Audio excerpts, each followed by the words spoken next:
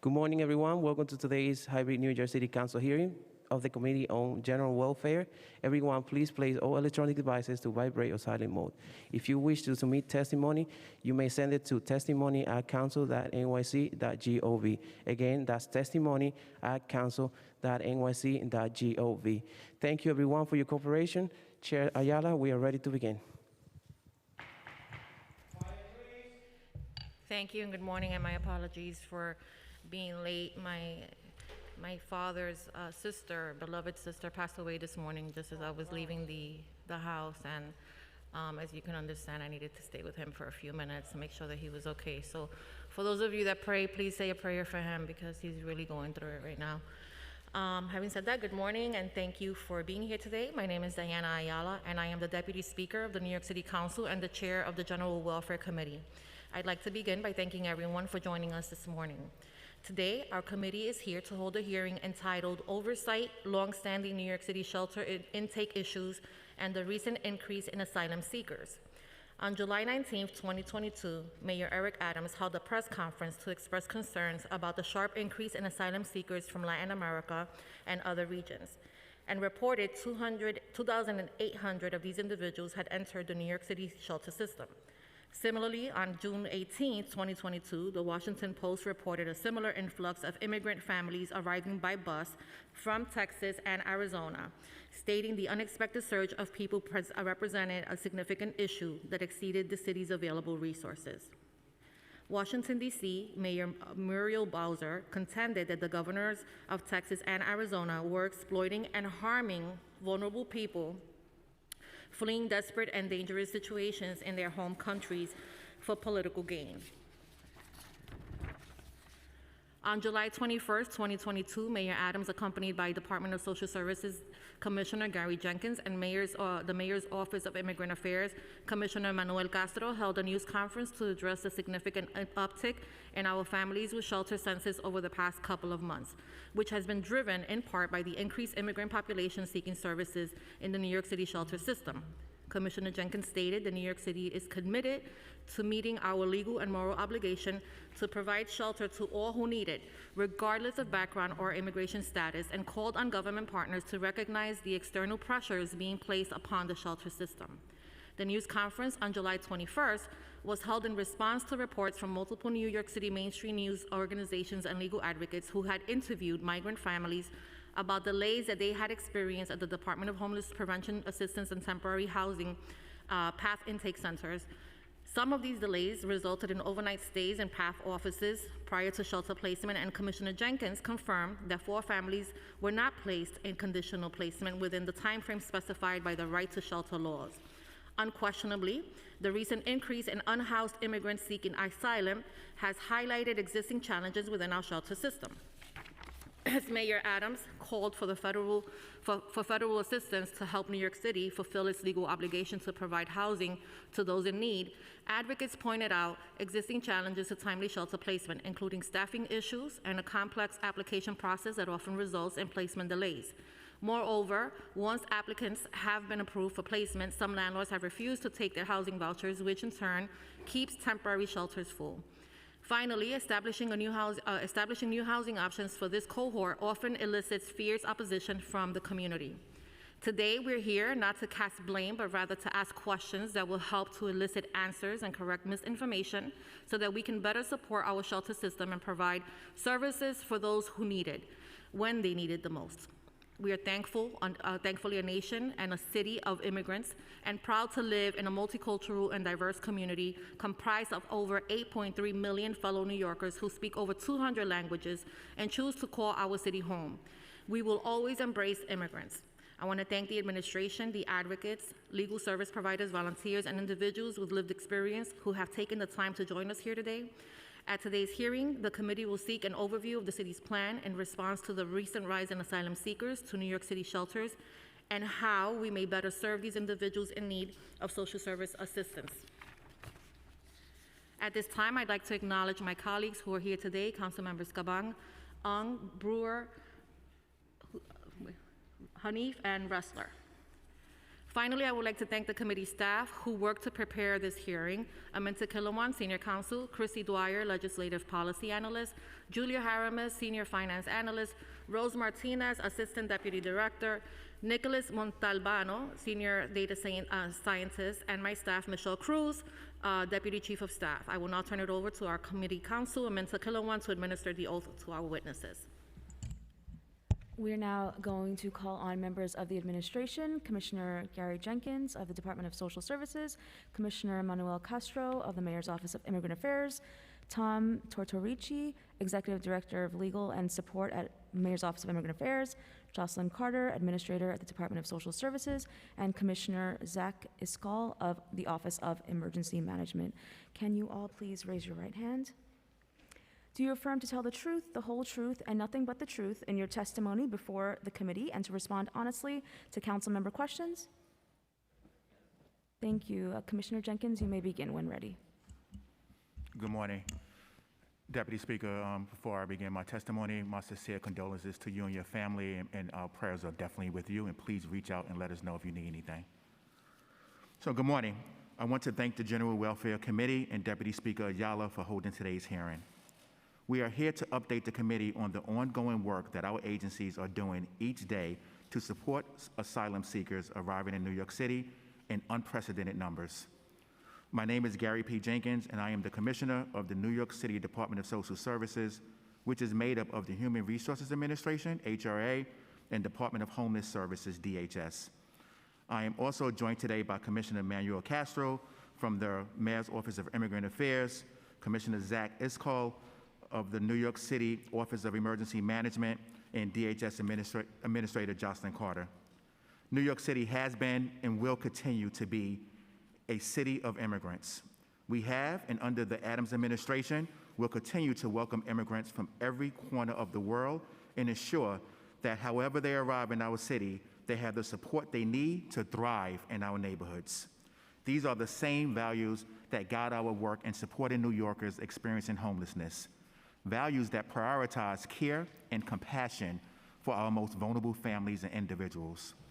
Our city is currently experiencing a substantial increase in the number of families and individuals seeking asylum through our southern border, many from Central and South America and other regions. These individuals and families are arriving at our city's shelter intake centers with little more than the clothing on their backs.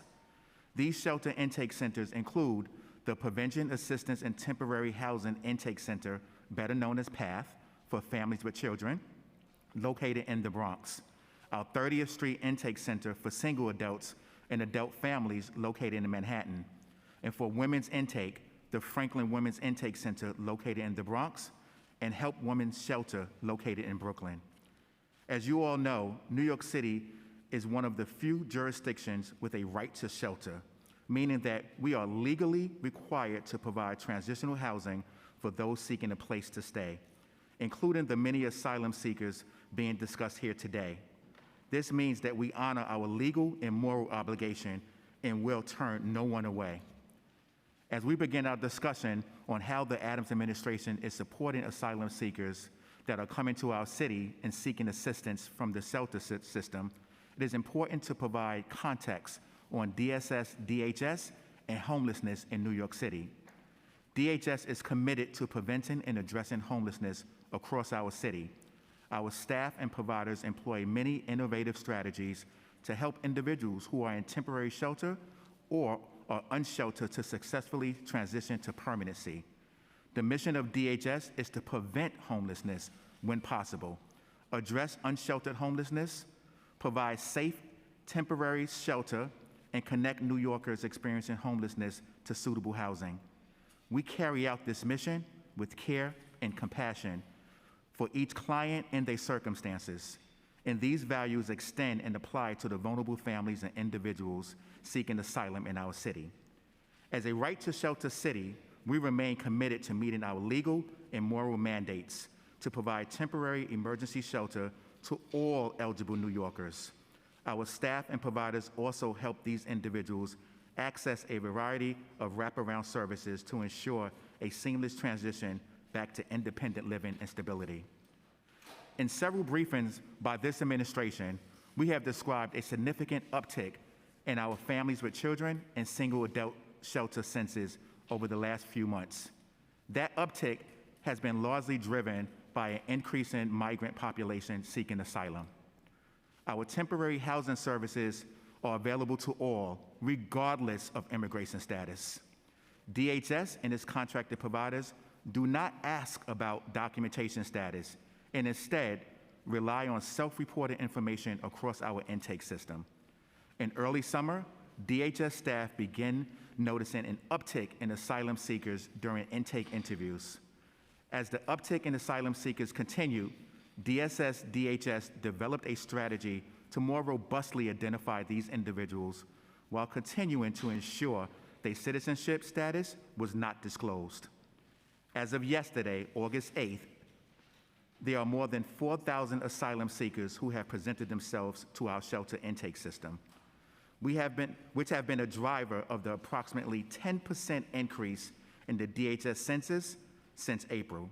Approximately 100 people are applying at our intake sites per day. Asylum seekers are a mix of families with children, adult families, and single adults arriving and seeking shelter and security after a long and grueling journey to New York City from their homeland. These are unprecedented numbers, and I want to thank our staff, providers, and colleagues in government for stepping up and ensuring these families and individuals are welcomed into our system and provided with the same care and compassion we would have for any New Yorker experiencing homelessness. While challenges have arisen, our existing system is withstanding the many stresses placed upon it, and we are serving hundreds of individuals and families in need. Our DSS teams keep families and individuals fed, sheltered, and cared for, and most critically, provide a place for them to stop, rest, and begin to stabilize their lives. Asylum seekers are entering shelter through DHS existing intake facilities. For families with children, as mentioned earlier, this means the PATH Intake Center in the Bronx. Long-standing PATH rules require that if a family presents at PATH Intake Center by 10 p.m., we are required to place that family in conditional placement by 4 a.m. As reported by the mayor, Commissioner Castro, and myself in mid-July, 4 families were not assigned conditional placement by the required time. In these cases, the 3 families were placed by 6:45 a.m.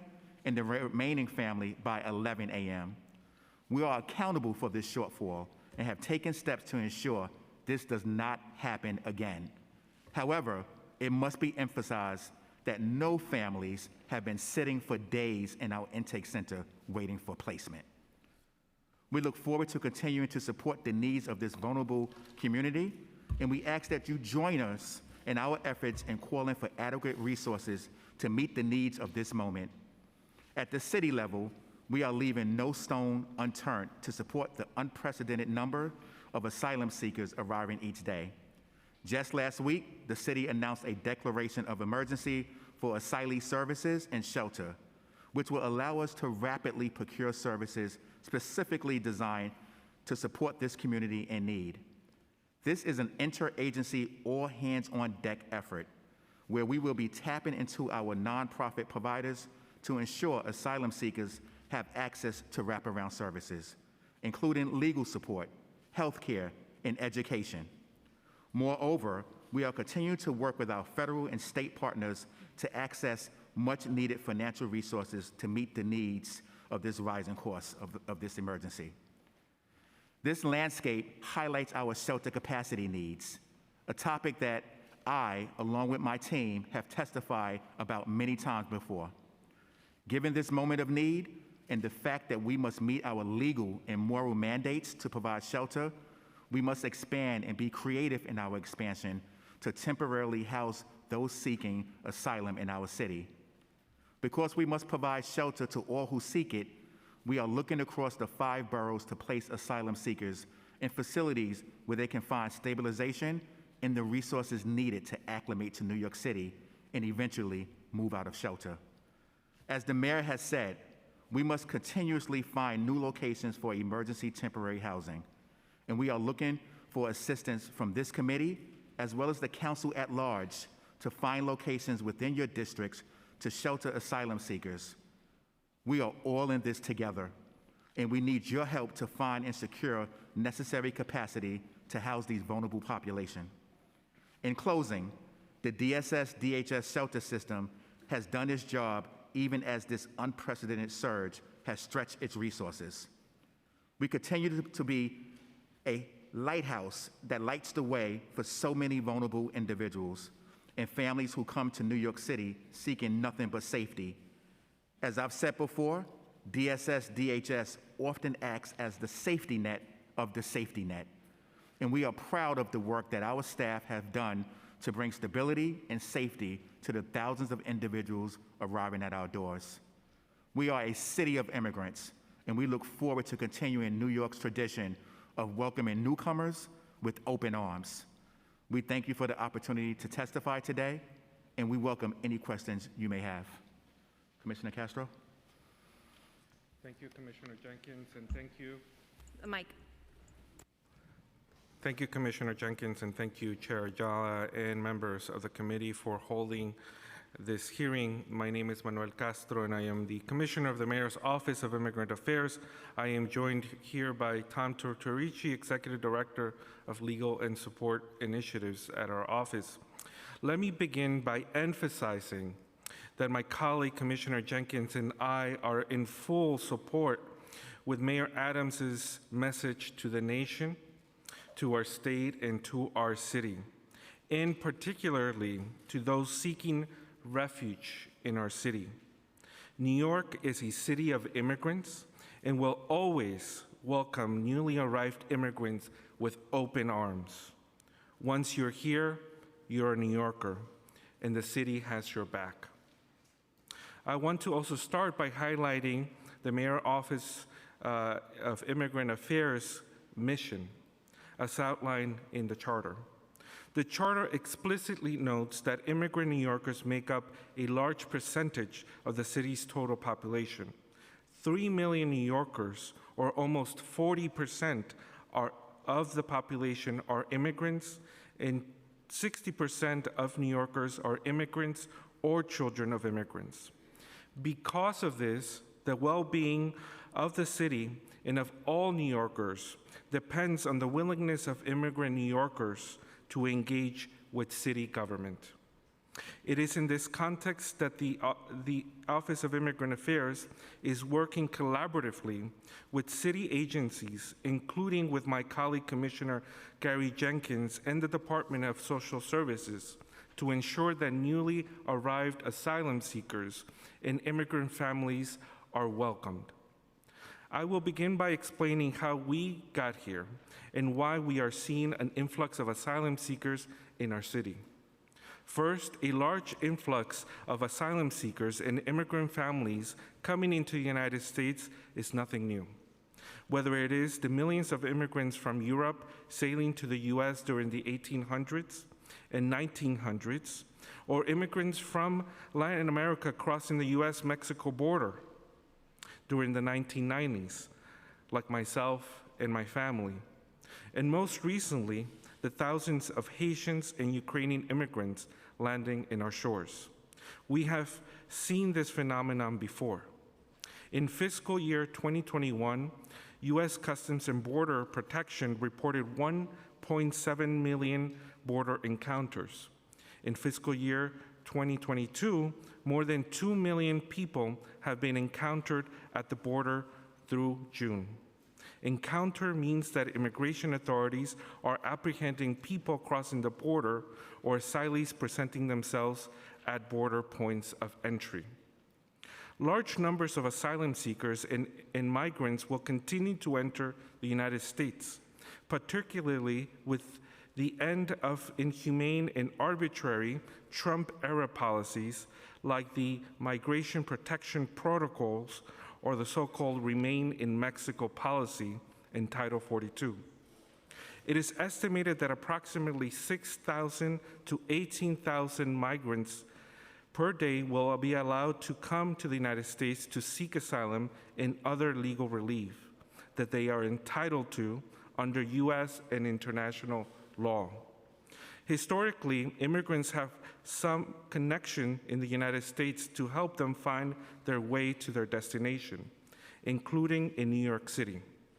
Even those who did not have any family or immediate employment opportunities in the United States, like those we are currently seeing coming from Central and South America, the Caribbean, Africa, Eastern Europe, and Asian countries, naturally found ethnic communities in different cities to determine their place of settlement.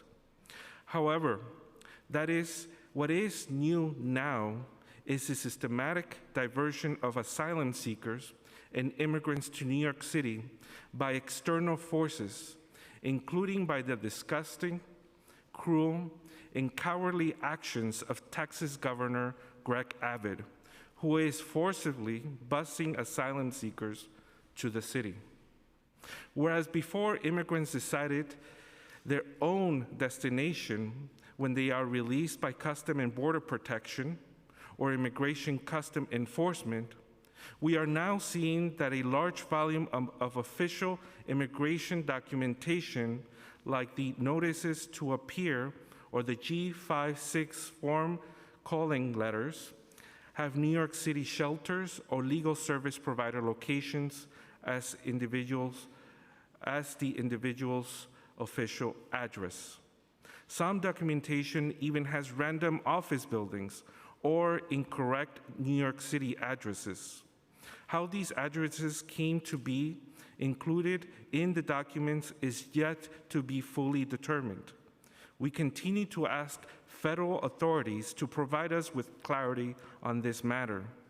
However, after speaking with legal service providers, other cities, and community groups, review of public reporting, and my direct experience speaking with asylum seekers, we are getting a better understanding of the situation.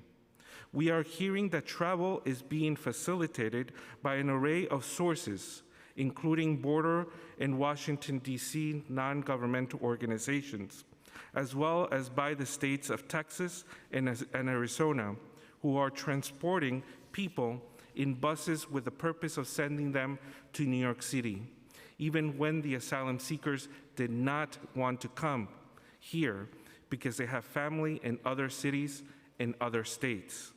For example, we met families who came to New York City on a bus from Texas, even though their desired destinations were Maryland and Oregon. Additionally, it is plausible that asylum seekers are sharing these addresses through informal channels like WhatsApp and word of mouth. From the beginning, I have been working with my colleague, Commissioner Gary Jenkins, so asylum seekers are welcome to our city. Asylum seekers have the right to be in the United States while they seek humanitarian protection. Let me repeat that. Asylum seekers have a right to be in the United States while they seek humanitarian protection. Thus, we are working to ensure the city is communicating with them in their preferred language as required by local law 30, have access to free legal advice through the city-funded immigration service providers, as well as health services through our NYC Cares program, which recently, upon our advocacy, eliminated the 6-month residency eligibility requirement. Under the leadership of Mayor Eric Adams and Deputy Mayor Ann Williams Isom, we are working to further address the emergency needs with a service center dedicated to asylum seekers to effectively respond to the needs of this community. More work needs to be done, for sure. However, and we look forward to working with the City Council, state and federal partners to secure the needed resources so we can provide the necessary support for our new neighbors, as well as to address the root of the problem that has diverted hundreds, thousands of asylum seekers from their families and communities. We thank you for the opportunity to testify today, and we welcome any questions that you may have. Thank you. I guess that my first question is, you're absolutely right. Asylum seekers have been a part of New York City's history for many generations, so that part of it is not new. However, 4,000 people don't just show up within the course of a couple of days. I would like to better understand what exactly was the timeline in which where we started to see that the influx was a little bit higher than normal. Thank you, Deputy Speaker. I'll just say that, yes, certainly asylum seekers have been part of the history of New York's newly arrived immigrant population. However, we began to notice a surge in asylum seekers because they began to arrive at our emergency shelter system. So I'll defer to Commissioner Jenkins on that experience. But certainly, as I said in my testimony, this was a surge in large part because Governor of Texas, as he has admitted, began to bus and send people to the region. And we have been working closely with community groups in Texas, in DC, and New York to track that. And over the last, I would say 6 weeks, we've began to really notice the surge. So I'll defer to Commissioner Jenkins on the rest. Thank you, Deputy Speaker. In DHS, we began to notice an uptick in May of 2022. The staff started reporting that they started to recognize that folks were coming from out of the country and arriving at our PATH center located in the Bronx. And at that time, that's when we started really evaluating and assessing the amount of folks that were coming in, and that was for our families with children. And then the single adults, it started in June. We started recognizing that more individual asylum seekers started showing up at our single adults and adult families, and they started showing up in July. So from May through July, we started to see an influx of asylum seekers coming to New York City, entering our shelter system. The emergency declaration was issued last week. What did the administration do, if anything, to prepare for the potential inundation when the numbers of persons arriving at the intake began to rise above the normal levels? So thank you for that question, Deputy Speaker. So the emergency declaration, if I'm answering your question correctly, is going to give us the ability to procure in a more efficient manner. We will be able to work with our providers, and they can start delivering services immediately before that contract is registered. And I also want to publicly thank the Comptroller for really partnering and being supportive in that emergency declaration and signing off and being with us on that. Yeah, and the Deputy Speaker for being one of the first to open in her district, but is it? And absolutely the Deputy Speaker, and appreciate your ongoing partnership and cooperation. Absolutely. I think that this is an all hands on deck situation, and it requires, us to work together. But similarly, the city was aware that the eviction moratorium was coming to an end.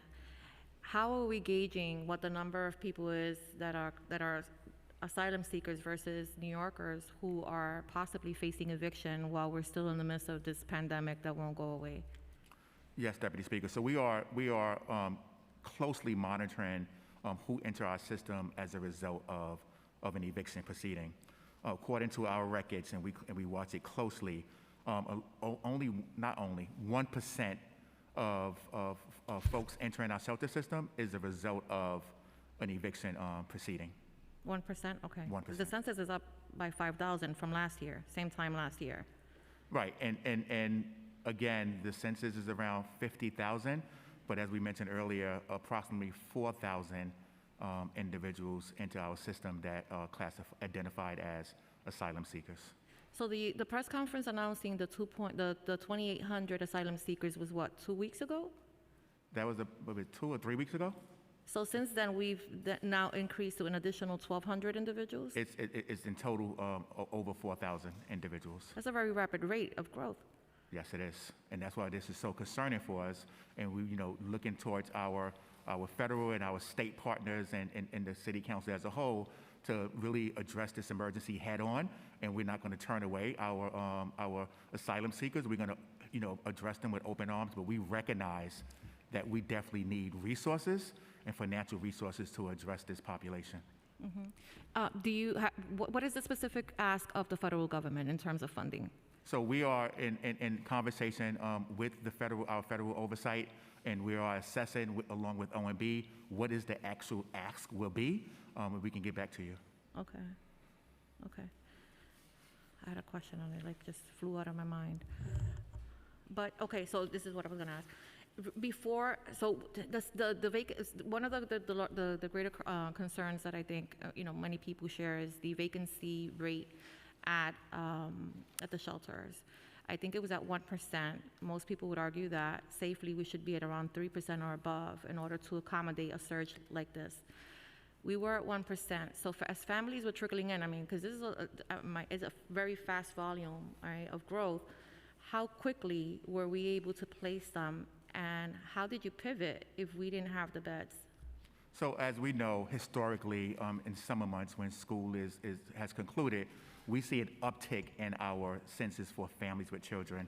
So we recognize at that point in time, you're correct, we had a 1% vacancy rate, and we was concerned and we was watching it closely. The influx of asylum seekers definitely put a strain, and that's where we had to pivot to open up emergency hotels. To date, we've opened up 11 because, as we all are aware, New York City is a right to shelter city. That's right. And we're legally and morally mandated to have temporary housing to those who present to us. And we're making sure that we work along with you. Deputy Speaker, you said thank you very much. You was the first that said yes when we needed to open up an emergency hotel. And we continue to ensure that we have capacity for those that reach us. The emergency declaration is going to even further afford us the ability to move quickly to accommodate our capacity concerns. Yeah, and I can appreciate the need to open the hotels. Obviously, we're not proponents of, sheltering families, especially families with children in hotels, but under the circumstances, we understand that, this is necessary. Of the 4,000 individuals families that were placed, how many of those were children, school-age children? Give me 1 second. I know I have it. You have it, Joss? Sorry, but this mask is making my glasses.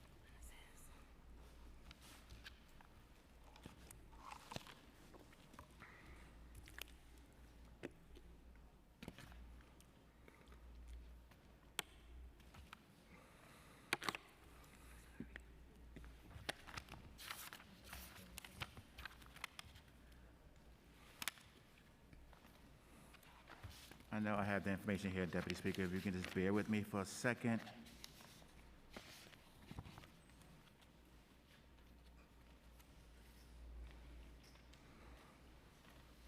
Thank you. Yep, thank you.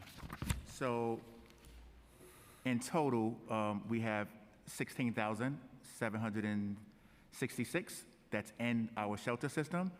0 to 5 is 7,903. And the ages of 6 to 17 is approximately 8,800.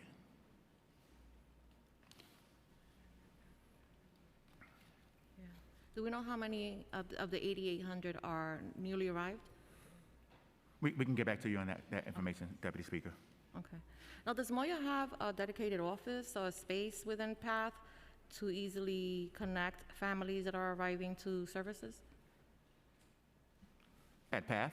Yes. No, they don't have a dedicated office, but again, as Commissioner Castro spoke about earlier, we don't work in silos, not in the Adams administration. We're in constant communication as far as how the asylum seekers are coming in, where they're going. So we're in constant, our teams, communication, so we can be prepared when those individuals present at our door, if they present at our door. I guess that my concern is that if we're placing families under an emergency declaration, right? We're placing them wherever the real estate is available. Are we then are the social workers then making a referral to Moya? Is Moya, being proactive and, engaging with these families? And in what way? We saw when the Garifuna community, was growing in the South Bronx, that families had to travel from the South Bronx all the way to Federal Plaza, oftentimes walking because they didn't have the transportation necessary to get here. And so I'm trying to figure out, like, in what ways we're facilitating these conversations and these connections so that we're not necessarily, relying on a referral-based system.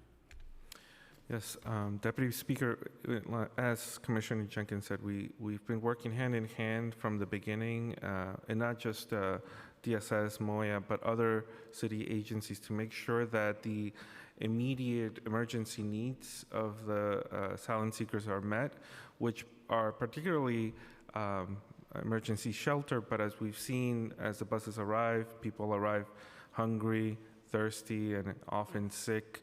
And so those are the immediate needs. We've developed a continuum of care model that addresses this. Asylum seekers have many particular needs.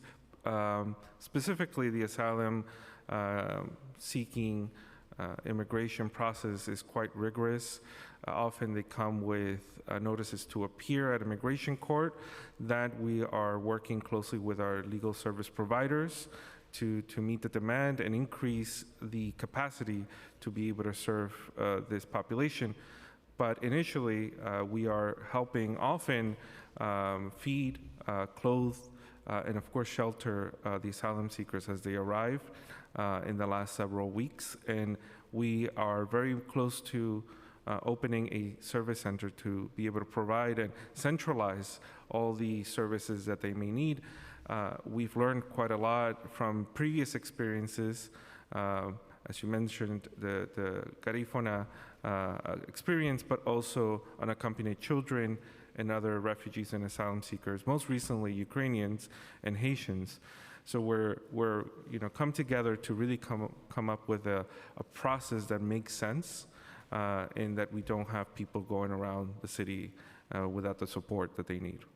I really appreciate that, but I would like that to happen as expeditiously as possible. People have been arriving since May. I think we had kind of a little bit of a heads up. I don't think that we had a heads up to the degree that, the numbers that we're seeing, but enough time to come up with a plan. And I really would argue that an office or some sort of, visibility at PATH directly is something that should be happening. Is food provided at PATH for families that are coming in? Food, water? Yes, Deputy Speaker. Food and water is definitely provided. I've witnessed, along with Administrator Carter, on several occasions when we visited the location. And food is given as much as they want. So it's not, it's not rationed out as far as one meal. If a family asks for 3, then they get 3. If they ask for 4, they get 4. We have appropriate food and water for individuals. We also relaxed our rules. If folks want to bring food from outside, they're more than welcome to bring in food from outside as well. When we recently visited, it was in place where, because we do serve food to families, outside food was not allowed. We changed that immediately once we recognized that was in place, because some families want outside food and they should have the affordability, just like you and I, to eat what they want to eat. Yeah. We've seen lines of individuals lined up outside of PATH for the last few weeks. It's been really hot out. We're in the middle of a serious heat wave. What precautions has DHS taken to ensure that families are not out in the sun for too many, for too long? Obviously, a few minutes is too long these days, but are there any other community partners that in that community that allow for space for families to wait until their process? What does that look like? I don't know what is the length of time that a person, is expected to stand online? Administrator Carter. Thank you for the question, Deputy Speaker. So what we have done at Family Intake is that we have opened several floors to move families through, so they have opportunities to be in different spaces to wait rather than the floors that we had before, because we recognize that we need to make sure that there's space for them. And in addition, I just want to add on to what the Commissioner talked about with food. When families show up, we want to make sure to meet their basic needs. We also need to make sure we give clothing. One thing we see sometimes, they come with only their clothes on their back, and they need to be not only fed, but to get clothes and to get the basic needs met. So we're also doing that at the front door. Okay, go ahead. I want to recognize a couple of members that have since joined us: Councilmember Hudson, Stevens, Williams, Riley, and Botcher. Okay.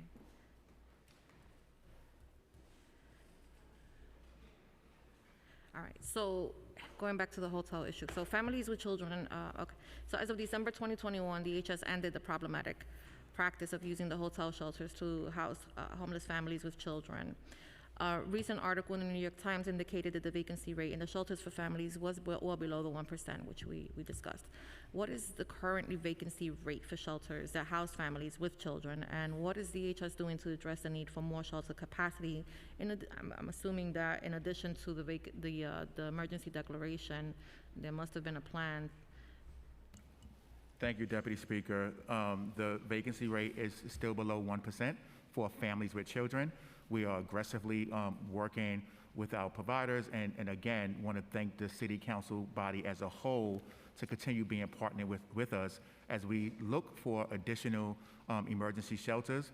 But our process of siting shelters throughout the 5 boroughs has not stopped. We recognize that we are a right to shelter city, and we need to provide shelter to those who present themselves to us. As the mayor has stated previously, we're looking for everyone to be a partner in this effort, recognizing that certain areas are oversaturated, but also focus on areas where there's undersaturation. And so we are looking across the city, asking our elected officials to please continue to be partner with us and identify locations where there's opportunities to create these shelters. But the declaration allows you to bypass councilmatic input, right? Normally, the city would.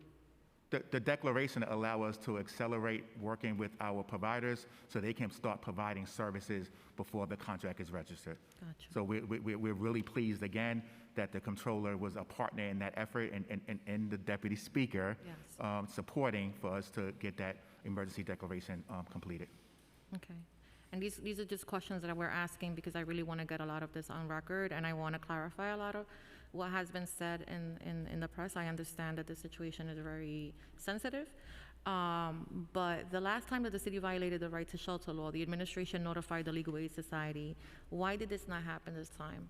So again, Deputy Speaker, as I said in my testimony, we fell short. We had an influx of individuals entering our shelter system, and our dedicated staff was working as fast as possible to address this unprecedented surge within our system.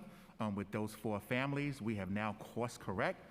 We are working with our IT department to improve technology at PATH and across our systems. We are closely monitoring the timeline when someone enters our location. Administrator Carter and myself receive a daily report identifying that the folks that arrived prior to 10 p.m. were conditionally placed by 4 a.m. We recognize that for those 4 families, we fell short. I'm going to leave it at we fell short. And that's something that we're not proud of, but that's something that we address going forward, and we are ensuring that that would not happen again. I appreciate that. And what is the timeline then for family? Are we moving families? I want to better understand. So families coming to PATH, obviously we have to place them.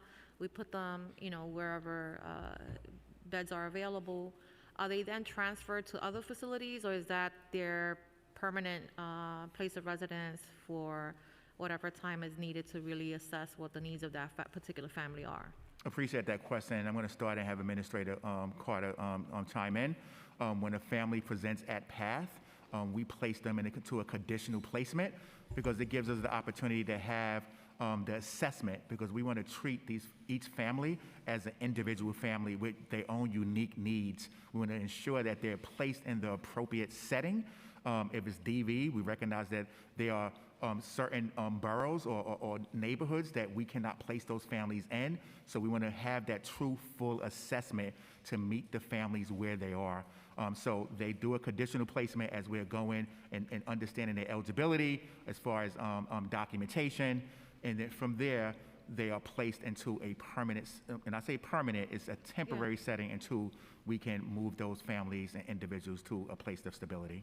And is there consideration to families that maybe have family members that live in New York City, and maybe, let's say, I'm a new arrival, I have, an aunt that lives in Queens, and I would love to be, near my aunt, but I can't live with the aunt. Is there any consideration? I mean, I understand that because of the emergency and the lack of beds, to fulfill our mandated obligation, it may be tricky to do that. But is that a conversation that is being had? That is definitely a conversation, and that's even prior to the surge of asylum seekers. That's our protocol.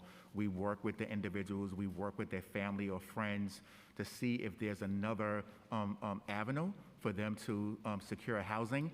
So if they know a friend, we speak with the friend at, the staff speak with the friend at PATH to see if that individual or that family can stay with them. So that conversation is ongoing and engaging. But in the end, if we're not successful or we can't find a place for those individuals to go, as the city, as I stated earlier, we're legally mandated to place those families into temporary shelter.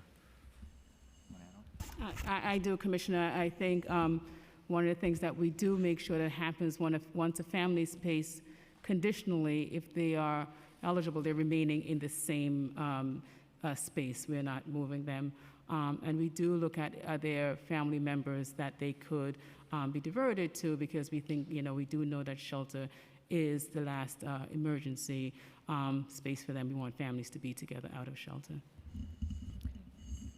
So considering that the vacancy rate was up at 1%, right, and now we have this emergency declaration, if a New Yorker, a family that resides in New York, or a New Yorker who's facing eviction goes into PATH, do they now fall into this new system of newly identified shelter settings?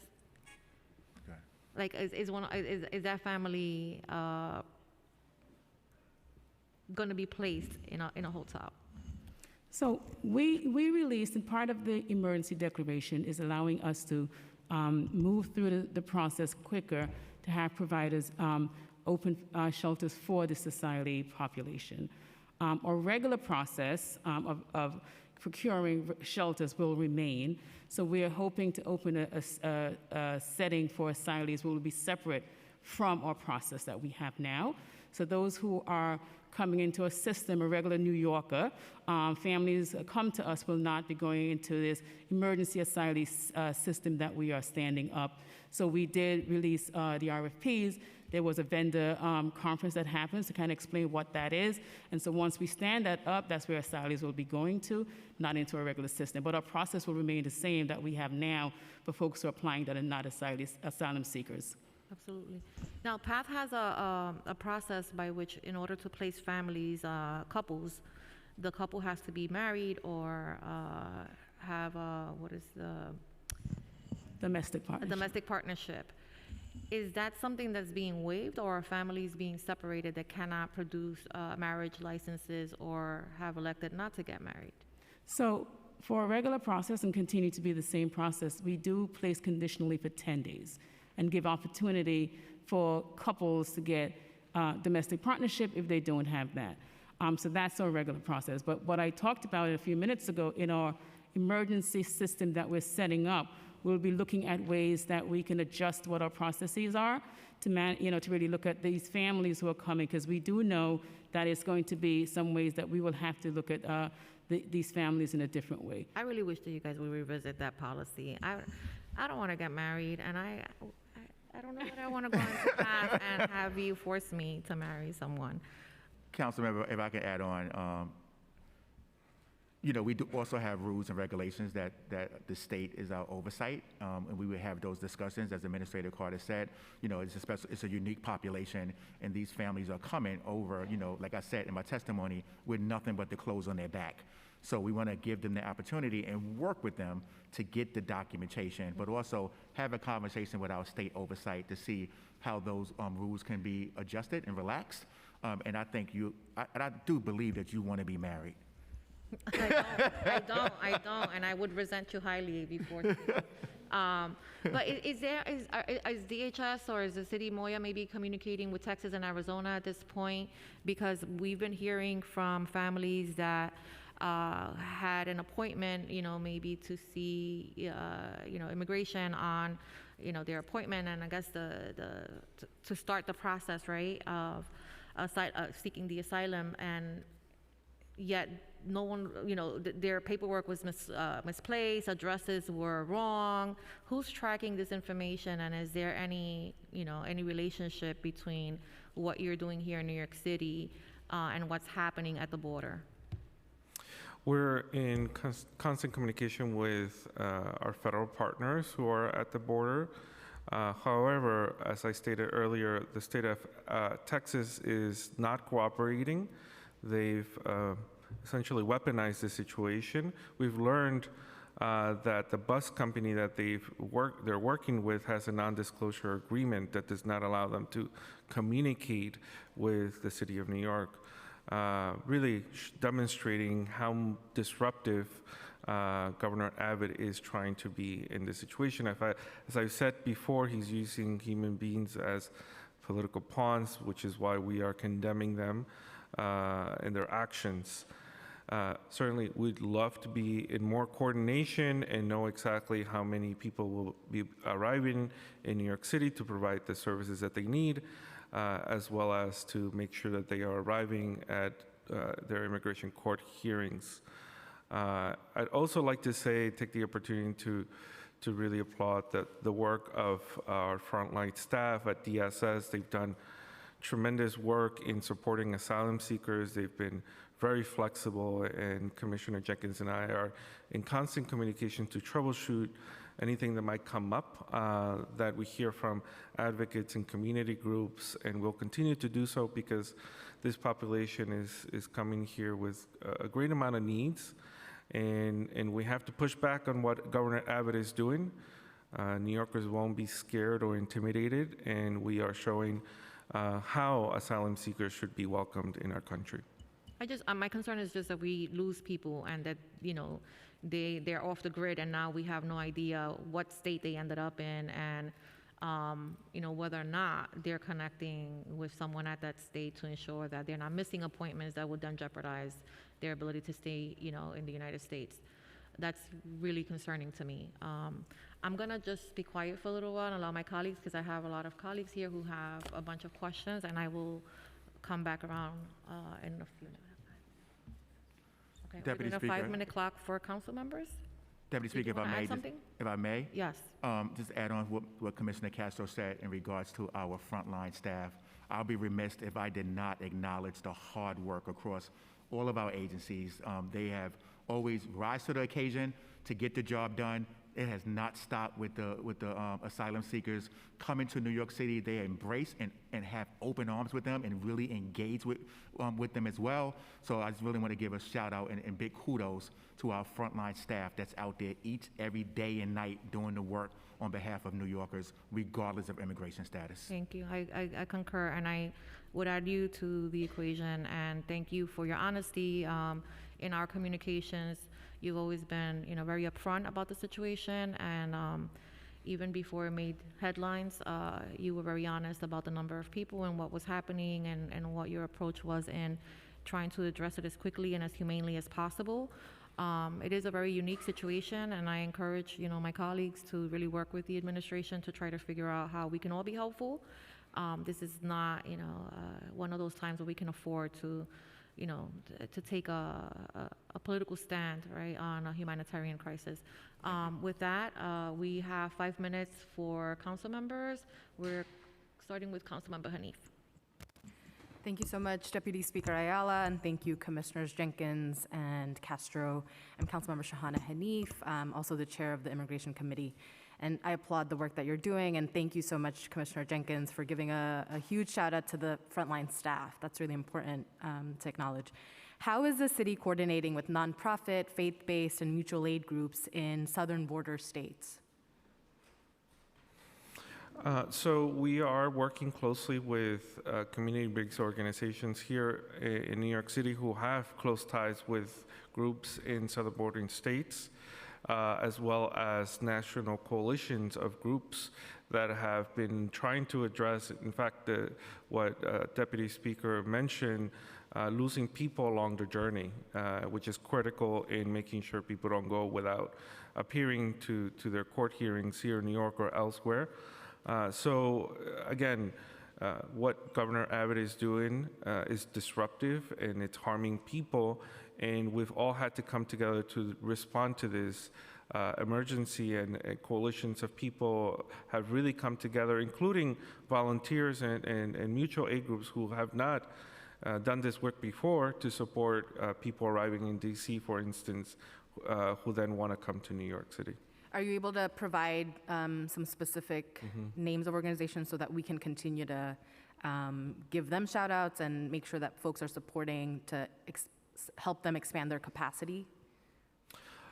Yes, well, we work very closely with Grannies Respond, which is a network of volunteers that have been welcoming asylum seekers at bus stations. Could you repeat the name one more time? Grannies Respond. Okay. And this is an organization that has been doing this work for many years, specifically with asylum seekers. And they have a network of volunteer organizations in across the country, really. And they've just done a tremendous amount of work. They have a chapter here in New York. What's the chapter called? TLC. The Team TLC, who've been fabulous, fantastic. They've been welcoming people here at Port Authority with us, but they've been doing this work for many years. Of course, I'll give a shout out to Catholic Charities, who will testify later today. They have been working with asylum seekers on both sides of the border, really, but in Texas and here in New York. And there are many others, and I'd love to give them all a shout out, but it's a long list. And I do also want to say that they've been tremendous in identifying information that has been hard to come by because of non-cooperation by Texas and other states. Thank you. Could you walk us through the city's presence at the Port Authority bus terminal when it's known that a bus from Texas will arrive? How does the city learn about the bus, and then which city agencies are directly present, which nonprofit partners, and then services offered, including, is IDNYC a part of the package here? Yes, as I said in my testimony, asylum seekers are arriving in a variety of ways. Many asylum seekers have been taking commercial public buses and arriving at the many drop-off locations, not just Port Authority, but as you know, Megabus and Bolt and others have drop-off locations at street corners, often not, in bus depots, right? And so the other complexity of that logistics is that some buses arrive without asylum seekers, and some do, and often late in the evening or at night, so it's hard to know when exactly people are arriving, because they are connecting to these commercial buses in DC and coming here. We're in touch with these bus companies, their attendants at these drop-off locations. That's one of the ways we've come to learn that there is a surge and people are arriving, and they've been helpful in connecting people to our shelter system. So that was the initial way we began to support asylum seekers arriving to New York. Officially, Governor Abbott announced that a bus directly from Texas was arriving this past Friday. Grannies Response and their group of volunteers alerted us of this the night before. Again, Governor Abbott and Texas did not warn us about this, even though the bus had started their journey Wednesday and was to arrive Friday. Again, the time it's difficult even for the volunteers to know exactly. And then another bus arrived Sunday. And we just learned that a bus is arriving today, and then tomorrow we'll be receiving 2 buses. So as you can see, these buses, it's a fleet of buses at this point, leaving Texas and will be arriving here in New York on a consistent basis, we assume. And so we're working closely, specifically with Grannies Response and folks who have already been doing this work. But we're pulling together a coalition of groups who have experience in working with asylum seekers, and also legal service providers and volunteers who've approached us in collaborating. Of course, we want to do this in a very organized way. Port Authority, as you know, is managed by the state, and this bus company that was contracted by the state of Texas is not even licensed to use Port Authority. the Port Authority is allowing them to use the bus station because of the people that they're transporting. And we're working closely with them in the state to make sure that we have the space to welcome them and connect them to the emergency services, which are, again, food, clothes, and some medical emergencies. We've had 3 people that arrived with need of medication, to 2 young people who didn't have insulin for 3 days on their journey and needed medical attention. And of course, people arrived dehydrated and hungry. So those are the immediate needs. And we are triaging, right? Some people need to connect to the emergency shelters. Others need to arrive to family acquaintances in the city. And unfortunately, others don't even know why they're in New York. As I mentioned, a family was transported here who intended to go to Wisconsin to meet with relatives there, and had to, we've had to help them get there. And another person this past Friday wanted to go to Portland, Oregon. And once he arrived here, he's like, well, how do I get there from here? And we had to explain that it was on the other side of the country, and so therefore had to stay in our emergency shelter system. And could you just speak to the IDNYC piece here? Are folks applying upon arrival, or how are we connecting them to the municipal ID? And that's a wrap for me. Thank you so much. Thank you for your question. IDNYC, we were already in the process of working with our homeless individuals so they can have the availability of the IDNYC card. So we are dovetailing this asylum seekers into that process, looking at the rules, looking at the documentation that's needed for these individuals, understanding that, as I said earlier, they're coming with only the clothes on their back. So how, as a city, work with them to obtain the appropriate documentation so then they can obtain the IDNYC card. So we're also keenly focused on this population, but as a whole, all of our residents that's in our shelter system, to make sure that IDNYC card is available to them to apply for. And just for awareness, when an asylum seeker enters the country, their documentation, their paperwork is taken away from them. And they're giving, of course, documents from the CBP, USCIS, which they carry with them, but we're unsure as to whether they can use those to even fly right across the country, like this individual who needs to get to Portland. The federal government is considering providing an ID at the border, in lieu of the documents that they take away, but that is a serious concern, obviously. Thank you, Councilmember. Councilmember Caban? Thank you, Chair. Thank you, Commissioners. I actually just want to follow up very briefly on a question that my colleague asked, and you expanded upon, Commissioner. Knowing that many folks are having their IDs confiscated by ICE at the border, will DHS find families ineligible for shelter if they don't have their ID with them? We work with those families, those individuals, to obtain their documentation. So they have a 10-day conditional to get documentation. We're obligated to work with those individuals to obtain that documentation. If they're found ineligible, I'm going to be really clear with this. They are not displaced and said you have to leave shelter. They are ineligible for the city to receive reimbursement from the state. So again, we continue to work with those individuals to get the necessary documentation that's needed for them to be eligible and for us to get appropriate reimbursement. So in those 10 days, they are in shelter? Yes. Okay. Yes. Thank you. I wanted to ask a little bit about singles intake, particularly. We're hearing that folks have seen many single individuals who go to singles intake be sent to inappropriate congregate shelters, despite the fact that they have serious health conditions or need private rooms or reasonable accommodations based on COVID or other health issues. And so I'd like to know what percentage of people at singles intake are being assisted with reasonable accommodation requests.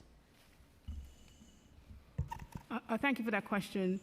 Single adults who come to our intake center are assessed for their needs. And so there is a reasonable accommodation process that they do go through, and that is through our OLA system. And we do have individuals at intake, at all 3 intake centers, actually 4 intake centers that do assessments of their needs on site. And if there's a reasonable accommodation that needs to happen, that can happen. If Sure. there is, once they're placed in a congregate setting and they do need an individual room and there's a reasonable accommodation that's needed, that happens. If you show up at intake and there's an Well, obvious and I and apologize, apparent... because I know we all have limited time.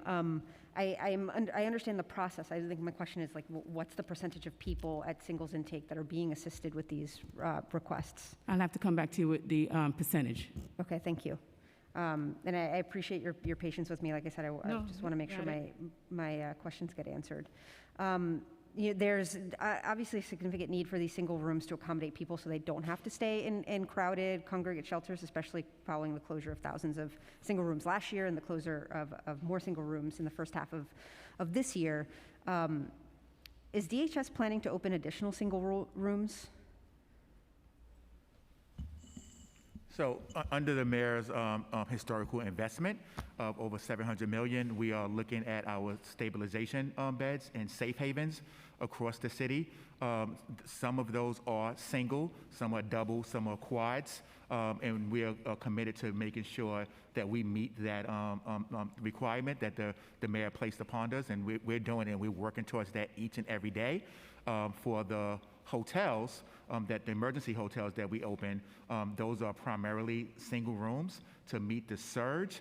But again, working with the council as a whole, as we look to open up purpose-centered shelters across the city, we want to make sure that it's accommodating to the needs of our residents.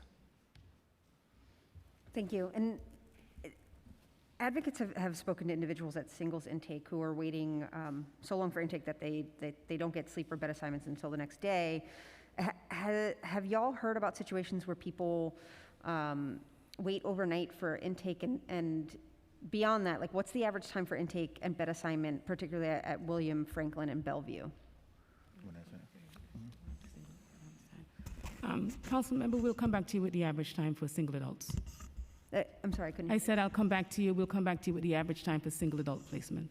Okay, thank you. But I want to be clear, a person does not sleep overnight at any of our locations, particularly when I mention families with children. If they're in by 10 p.m., we're in agreement to place them conditionally by 4 a.m. For singles, we have capacity, and we place them into a setting. So is it true that nobody is sleeping at PATH anymore? So just to be clear, it's not anymore. No one sleeps multiple nights at PATH. Again, if they're in by 10 p.m., we place them by 4 a.m. If a person gets in after 11 or 12, because it's a 24-hour operation, they get in at 2 a.m., and we're working to place them into the appropriate setting. As they're sitting there, and I have observed, they may close their eyes because they're exhausted. Okay. And they, in a traumatic state of being homeless. One could perceive that, oh, you're sleeping at PATH overnight. That's an incorrect characterization. Okay. And I appreciate your answer. I just want to name, especially for the record, that is not what we're hearing from some families who are saying that this is what they're experiencing. I just one last quick question. How are you arriving at your estimate for the number of asylum seekers or recent immigrants in shelter? And again, thank you for taking my questions. No problem. Thank you, Council Member. As I mentioned earlier, we asked those questions during the assessment to determine if there are asylum seekers. What we've done since then was actually go back and do a reconciliation to ensure that the ones that were identified as asylum seekers are actually asylum seekers. And that number, it was actually over what we accounted for. So we made sure, working with our providers, to say, who's in your system? Can you have that conversation with those individuals? It was confirmed, reconciled, that they are asylum seekers. So that's how we arrived at our number, to make sure that it was accurate. Right. Thank you. And just to clarify the comment I had made, what we have been hearing is that folks have had to wait online so long at PATH that they didn't get in until after 10 p.m., not because they weren't there on time, but just because of some of the process. So I'm looking forward to hearing on some of those follow-ups that y'all have committed to providing, and thank you again. Thank you, Chair. Thank you, Councilmember. Councilmember Brewer?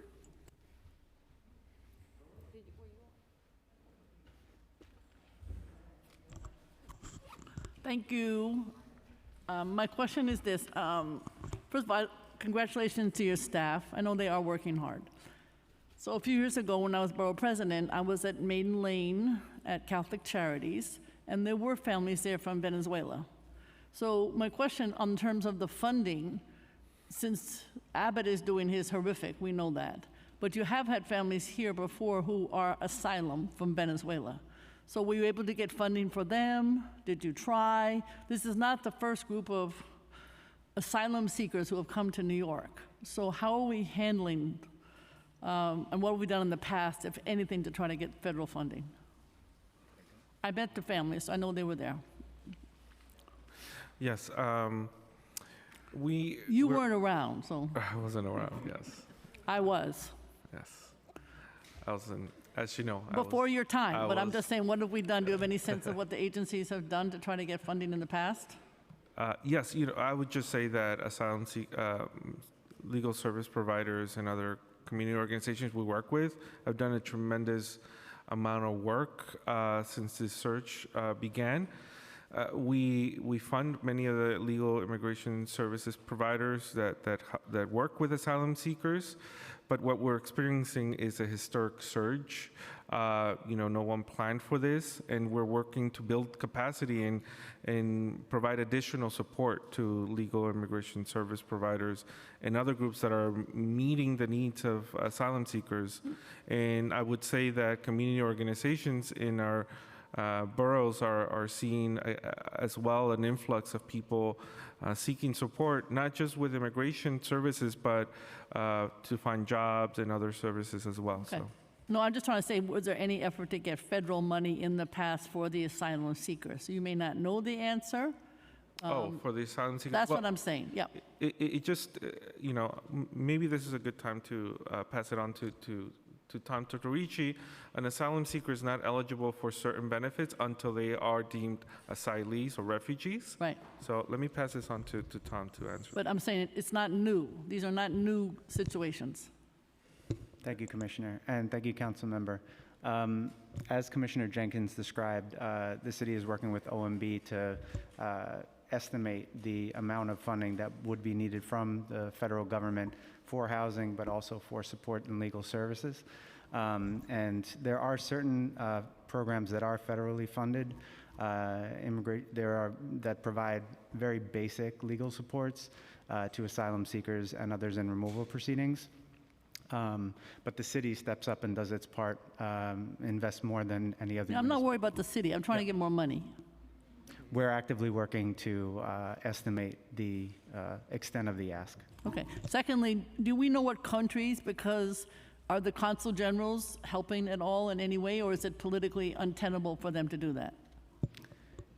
Working with the consuls is sensitive, given the legal considerations of asylum seekers. Okay. However, could you please repeat your question, Council Member? No, I'm just saying, I work with the consul generals as borough president, all 186 of them, and they were helpful. Now, maybe here this is not possible, given the political situation. So I was wondering what countries they're coming from, and if the consul generals, they all have money. I got a lot of money from those consul generals. Sure. So I'm just wondering if any of them are being helpful. Sure. We probably heard a lot that Latin American asylum seekers are the majority, and that's true. We've seen people from everywhere, including Venezuela, Colombia, Ecuador, Mexico, Honduras, El And Salvador. all those consul generals work together. Yes. I So go to all their meetings. which is why Tom said we also work very closely with consul generals and their staff, but it's quite complex to do so with asylum seekers. Okay. So we're moving carefully. But I should say, and I want to continue to emphasize, in the past couple of months, I've been meeting with groups that work with asylum seekers from other parts of the world, particularly West Africa. Many of them are also arriving to Mexico and crossing over using the U.S.-Mexico border. We've also found asylum seekers from Russia and Russian-speaking countries who've done the same. Of course, Haiti and other countries, and they're making their way to New York. And so they need as much support as any asylum-seeking community. Okay. The question, of course, is, and I worry because we need to help these individuals as much as possible. we also have to be concerned about the homeless who are here and their needs, and we have to make sure that there's people who are here and homeless don't feel that somebody else is getting better treatment. I'm just saying, I assume you're aware of that, but that's something that I would worry about. So I want to know how you're handling that. But in terms of things like eliminating the requirement that households stay in shelter for 90 days, figuring out about the city FEPS vouchers and the work requirement and so on. Are you going to figure out, are you planning to change some of those rules and regulations for these individuals? And of course, how are you going to work with DOE?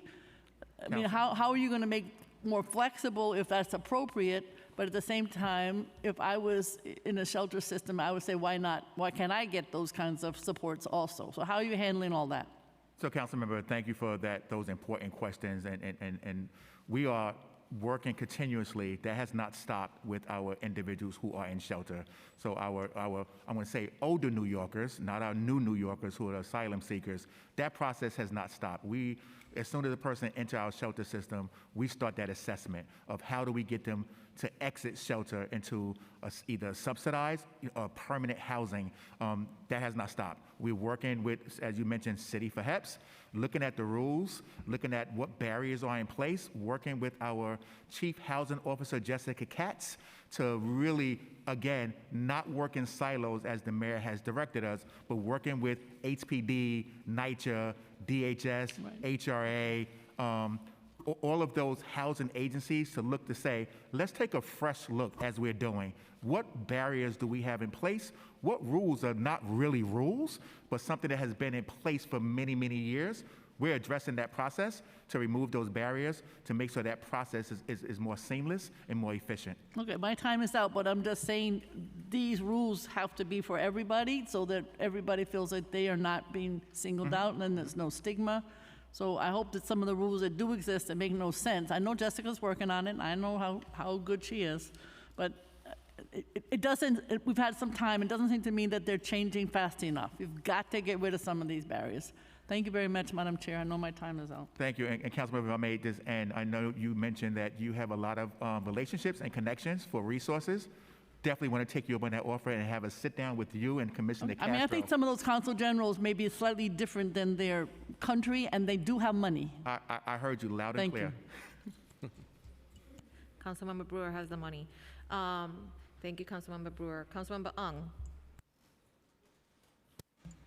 Good morning, and thank you both for testifying. I just have one quick question. In light of what's happening and the homeless crisis that we are facing, and to be a little bit forward-looking, is it sufficient that we only have one PATH intake center for families in the Bronx right now? Is it something that both agencies are looking into? Thank you for that question, Council Member. We are evaluating our entire process. Been in office in this seat for 8 months is really having a good opportunity to look at opportunities. We recognize that we have one PATH office for families with children in the Bronx, recognizing also we're in a financial crisis.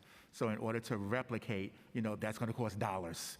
And we understand that the city as a whole, we're in a really tough financial position, as I know you are aware of. But again, that doesn't stop us from brainstorming and looking for opportunities of how we can serve New Yorkers in a more efficient and effective manner.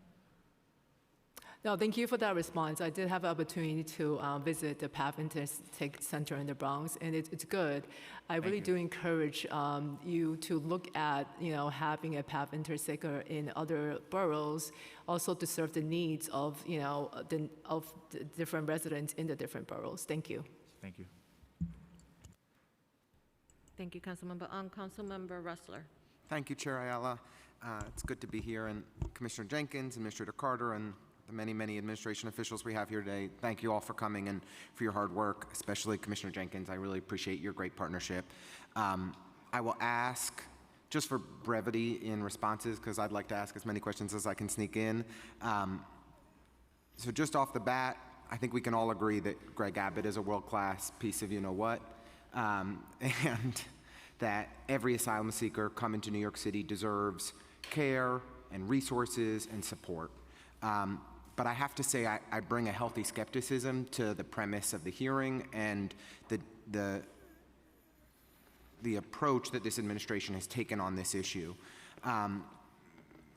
So just first off, you mentioned that we're at a vacancy rate of about 1%. Do we have it in the family with children system, which is, I think we would all agree, far too low?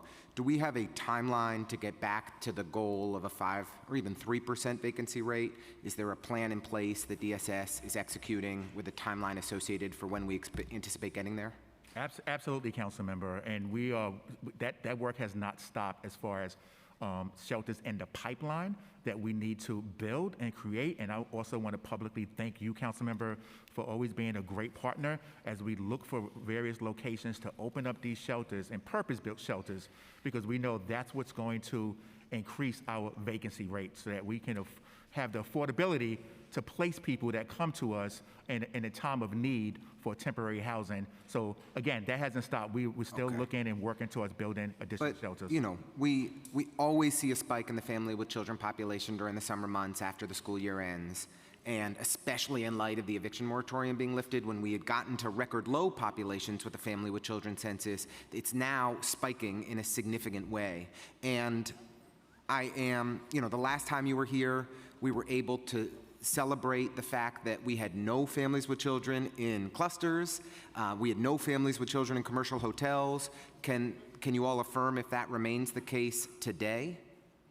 As far as no Families with in children hotels? in commercial hotels or clusters, that we are continuing to only rely on Tier 2 facilities for every family with children that's in the shelter system? No, tonight? council member. As a result of this emergency with asylum seekers, and I mentioned earlier in my testimony that we started seeing a surge in May, that started taking up our vacancy. I just want to say it's very troubling to me that that we have families that are outside of the Tier 2 system. The data, though, is confusing at best.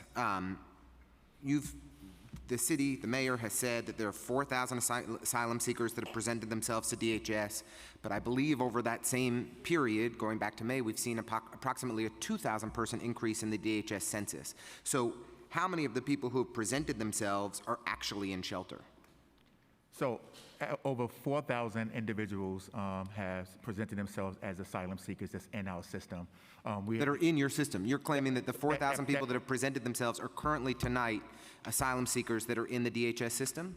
No, Councilmember, let me explain. We have 4,000 individuals that presented themselves that we identify as asylum seekers. What's currently here today, and they're still in our system, I have to get back to you for that data. Okay. I mean, the numbers that were in your testimony that 100 additional people are applying each day, I just want to clarify that doesn't just include asylum seekers, that's all people applying for shelter. No, the 100 folks that present themselves, not apply, but present themselves to shelter, we're identifying as 100 per day as asylum seekers. Okay. Council member, can I just add? You'll hear from many. No, my questions are just for DSS. I really appreciate it. I'm tight on time. Thank you. I don't mean to be rude. I'm just trying to be direct. I'm focused on the DHS system. Will the new asylum shelters be subject to the existing city and state regulations? You want to answer that? We are working with our state oversight to look at what we can, if we can, make any adjustments to our current regulations that we follow now, Part 900 and Part 491. And so we are assessing that with our state oversight partners. Okay. I want to strongly encourage that you all agree with OTDA to have these new facilities be subject to the existing regulations. And I'm very concerned that we continue to have families we had reached an extraordinary victory in getting families only in Tier 2 facilities to now have kids outside of it, and for it to potentially not be subject to the OTDA regulations that we have in place is very concerning. And so I just want to say I really hope that you all figure that out the right way, and we will be monitoring as the General Welfare Committee and the Council. If I may, I know you short on time, because it's 11 seconds. I got a couple more questions I'm going to stick in if the chair I know lets you me. are. You're Councilmember Ressler, and I appreciate that. But we are working closely with the state as well. So Commissioner Teets is on board. He knows us very well. Your former colleague and our dear friend, Dan Yes. Teets, I know is going to be looking out for immigrant families and Absolutely. for all families in our system, and I hope that they bring the necessary oversight. If I can, I was a little concerned by your answers to questions raised by Councilmember Caban earlier. There have been reports by the Legal Aid Society about families spending the night in PATH for the first time in 8 years. Could you provide a specific accounting of the number of children who arrived before 10 p.m. on any night this year and spend the night in PATH, and the number of children who arrived after 10 p.m. this year and spent the night in PATH? Councilmember, let me get back to you on that and see if we can get that. Those are numbers that they are clear violations of Callahan, and it's a serious problem and it's a serious concern. And I've limited my questions today only to family with children system because I'm very focused on the well-being of our children in shelter. The last thing I just want to say is to echo the question that the Councilmember Ung raised around the decentralization of PATH. I think that it is a wrong and inhumane thing that we require every homeless family to have to travel to the Bronx to apply for shelter. Many travel 7 times, 8 times, 10 times. We've seen and read about the experiences of families traveling 30 or 40 times. I would welcome in downtown Brooklyn, in the 33rd Council District, a PATH decentralization site. We have many, many hundreds of shelters in the city of New York.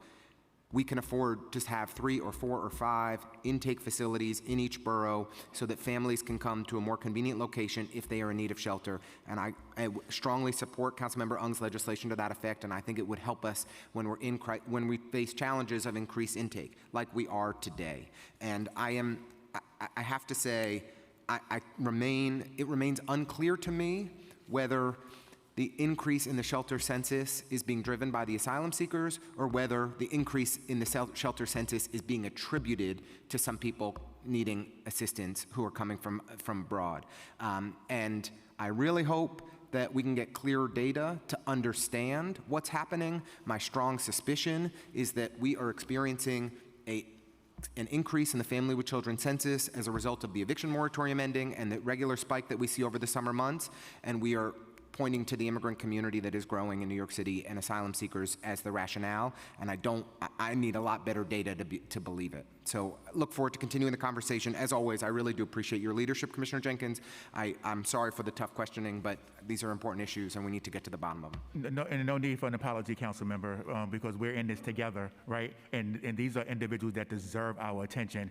And as you know, I'm personally affected by this. This work is personal for me because I actually, as I stated before, my family lived in a shelter. So these are individuals that deserve our attention and deserve the tough questions that you're asking for us to respond to as an administration. And I know Mayor Adams has directed us that we do not work in silos, and we are transparent as possible. So look forward to working with you to get the answers to your questions. Thank you. Thank you, Councilmember Ressler. Councilmember Stevens, followed by Councilmember Hudson. Good afternoon. How's everyone doing? Good afternoon. So I just have a couple quick questions. Do you have the data breakdown by borough of the population of asylum seekers that have come in? I think we said it was about 4,000. Do you have that broken down by borough?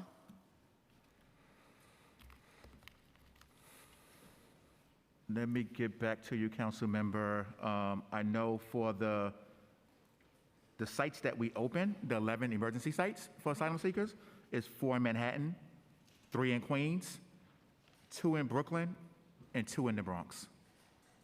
And do you have it broken down by how many is populated in those different places? We can get that to you. Okay, thank you. That'll be You're great. Can you talk a little bit about what does the collaboration right now between DHS and DOE looks like? Because as we know, we have an influx of families and things like that, and we're going to have a lot of school-age children. What does that look like, and how are we preparing for that to be a smooth transition for these young people? So we have our standard protocol in place with DOE, making sure that we have a strong relationship with them and for them to understand when we open up a new location, we let DOE know, we let them know the population for school-age children. There's a data that's shared with them. I actually just had a recent conversation with Chancellor Banks to say, we want to make sure come September that our children and within our system have the appropriate busing, know what school they're going to, broken down by the language that's spoken to ensure that the particular schools have that relationship and understand who's coming in so we can provide services to those school-age children.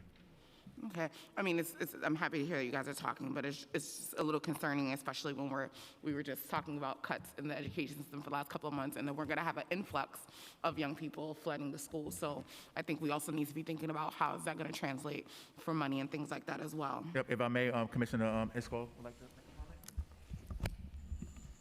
Yeah, thank you for the question, Council Member. So as Commissioner Castro mentioned, we're in the process of setting up a service center that will primarily be based for legal services, enrolling people in New York City healthcare, NYC Cares. In addition to that, we will have a DOE presence there to enroll families in the school system. And so we are closely coordinating with DOE around the service center that we're in the process of building. And can I just say before Councilmember Ressler steps out, it's important for us to acknowledge the increase in asylum seekers arriving to New York because we want to figure out the resources that they may need, particularly as they enroll in the education system. Many of the immigration service providers here are ready to testify about the surge in asylum seekers, and we've witnessed extremely long lines outside 26 Federal Plaza, and we need to ensure that the asylum seekers are, we are able to meet them where they are and have the services that they need. Okay, thank you. I just have one more question. With the increased number of families and individuals in shelters over the past couple of months because of the pandemic, could you talk a little bit more about what is being done to address those issues on top of all of these things? Because, I think sometimes we forget that we have to walk and chew gum at the same time. And I would just love to hear about what that plan looks like because, we already have an influx of homelessness in the city, and then we now have the asylum seekers. And so I feel like we've been talking about them as if they are not in the same situation, but we'd love to hear more about how are we handling both of these things increase, because we know over the last couple of months there's been a huge increase in the homeless population in New York City. Thank you, Councilmember. We can't afford to not focus on all of our population that enter our system. So yes, the asylum seeker has placed some pressure on us in our census and our availability of vacancies. But we also recognize that I said earlier, our count is 50,000 individuals that's in our system. And we're working with those individuals each and every day to provide the services they need to exit shelter. And to exit shelter is really working with our various housing vouchers that they're eligible for, working with their mental health needs, working with their health, medical needs as well. And that doesn't stop. We can't afford not to pay attention to our most vulnerable New Yorkers. So that work continues as we also address the surge of asylum seekers. We're keenly focused on, as I mentioned earlier, our older New Yorkers that's been with us. We have to work with them to get them to exit shelter. Just one more question. Could you talk a little bit about some of the mental health services that you guys are providing to families who are traveling at this rate for months to then be bused to New York City, and talk about some of the mental health services that you guys are providing? Because this is obviously a very traumatic experience for these individuals. Yes, and we're seeing that as as we're meeting people arriving from these buses coming directly from Texas. We're working closely with the Department of Health and Mental Hygiene to make sure that they have the support that they need. They're being connected to these services at our homeless shelters, and I would say that early on in the year, we made a change to eliminate the 6-month residency eligibility requirement for NYC Cares for exactly the same reason. Haitian refugees, asylum seekers are arriving, so are Ukrainians. We want to make sure that the moment they arrive, they get the medical and the mental health support that they need. And I should say that many of these families, individuals have been in a journey that has lasted months, maybe even years. They're crossing the border and then they're being bused to New York, and it's devastating the conditions they're arriving. Thank you. Thank you, Councilmember Stevens. Councilmember Hudson, followed by Councilmember Riley. Thank you, Chair Ayala. I just have a couple of quick questions. One is somewhat follow-up to Councilmember Caban's question earlier about identification, and I understand that there are requirements and that you are assisting families to the best of your ability, but is there a concerted effort to provide folks with ID NYC cards at all? And if so, how are you ensuring privacy is protected? And more specifically, how can we ensure that the privacy and any related data associated with these families and individuals is being secured and not shared and treated with the utmost care? Thank you, Councilmember, for your question. Yes, we have a concerted effort to ensure that undocumented individuals have access to ID NYC card. We do not ask for any type of documentation that they are immigrants.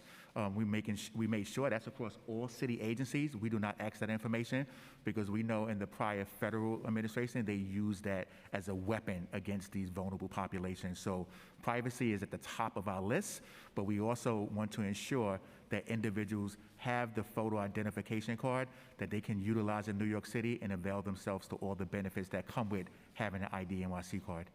Great, thank you. And can I just add this? Absolutely. This is very much what we have. It's really important for us to be careful about the data we're collecting of immigrant populations, which makes it difficult for us to, count and collect data and assess the current situation. But we have to be committed to protecting immigrants from access to this data that might put them at risk, because of course. As Commissioner Jenkins said, the weaponizing of this data. Yes, thank you. And then sort of separately, what steps is the administration taking to reduce the risk of the spread of infectious diseases like COVID-19 and monkeypox at the facilities where individuals and families are being housed? So that's a standard protocol, council member. When one enters our system, we do provide a COVID test. And if needed for isolation, we provide isolation as well. So that's part of the medical assessment when one enters into our system. Okay, but not just COVID, also monkeypox. Yeah, and monkeypox, as you know, is rising. It is, and particularly in congregate settings. And we're working with DOHMH and H&H to identify for isolation for those individuals if they are indeed have monkeypox. Great, thank you so much. You're welcome. Thank you, Councilmember Hudson. Councilmember Riley? Thank you, Chair. Hello, Commissioner. How you doing today? Hello to everyone presenting today. Just to piggyback off of Councilmember Stevens, do we have a number out of the 4,000? How many of those asylum seekers are children?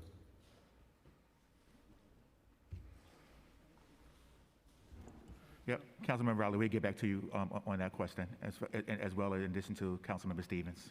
No problem. And being that school is starting within a month, I did hear that you guys are opening up service centers.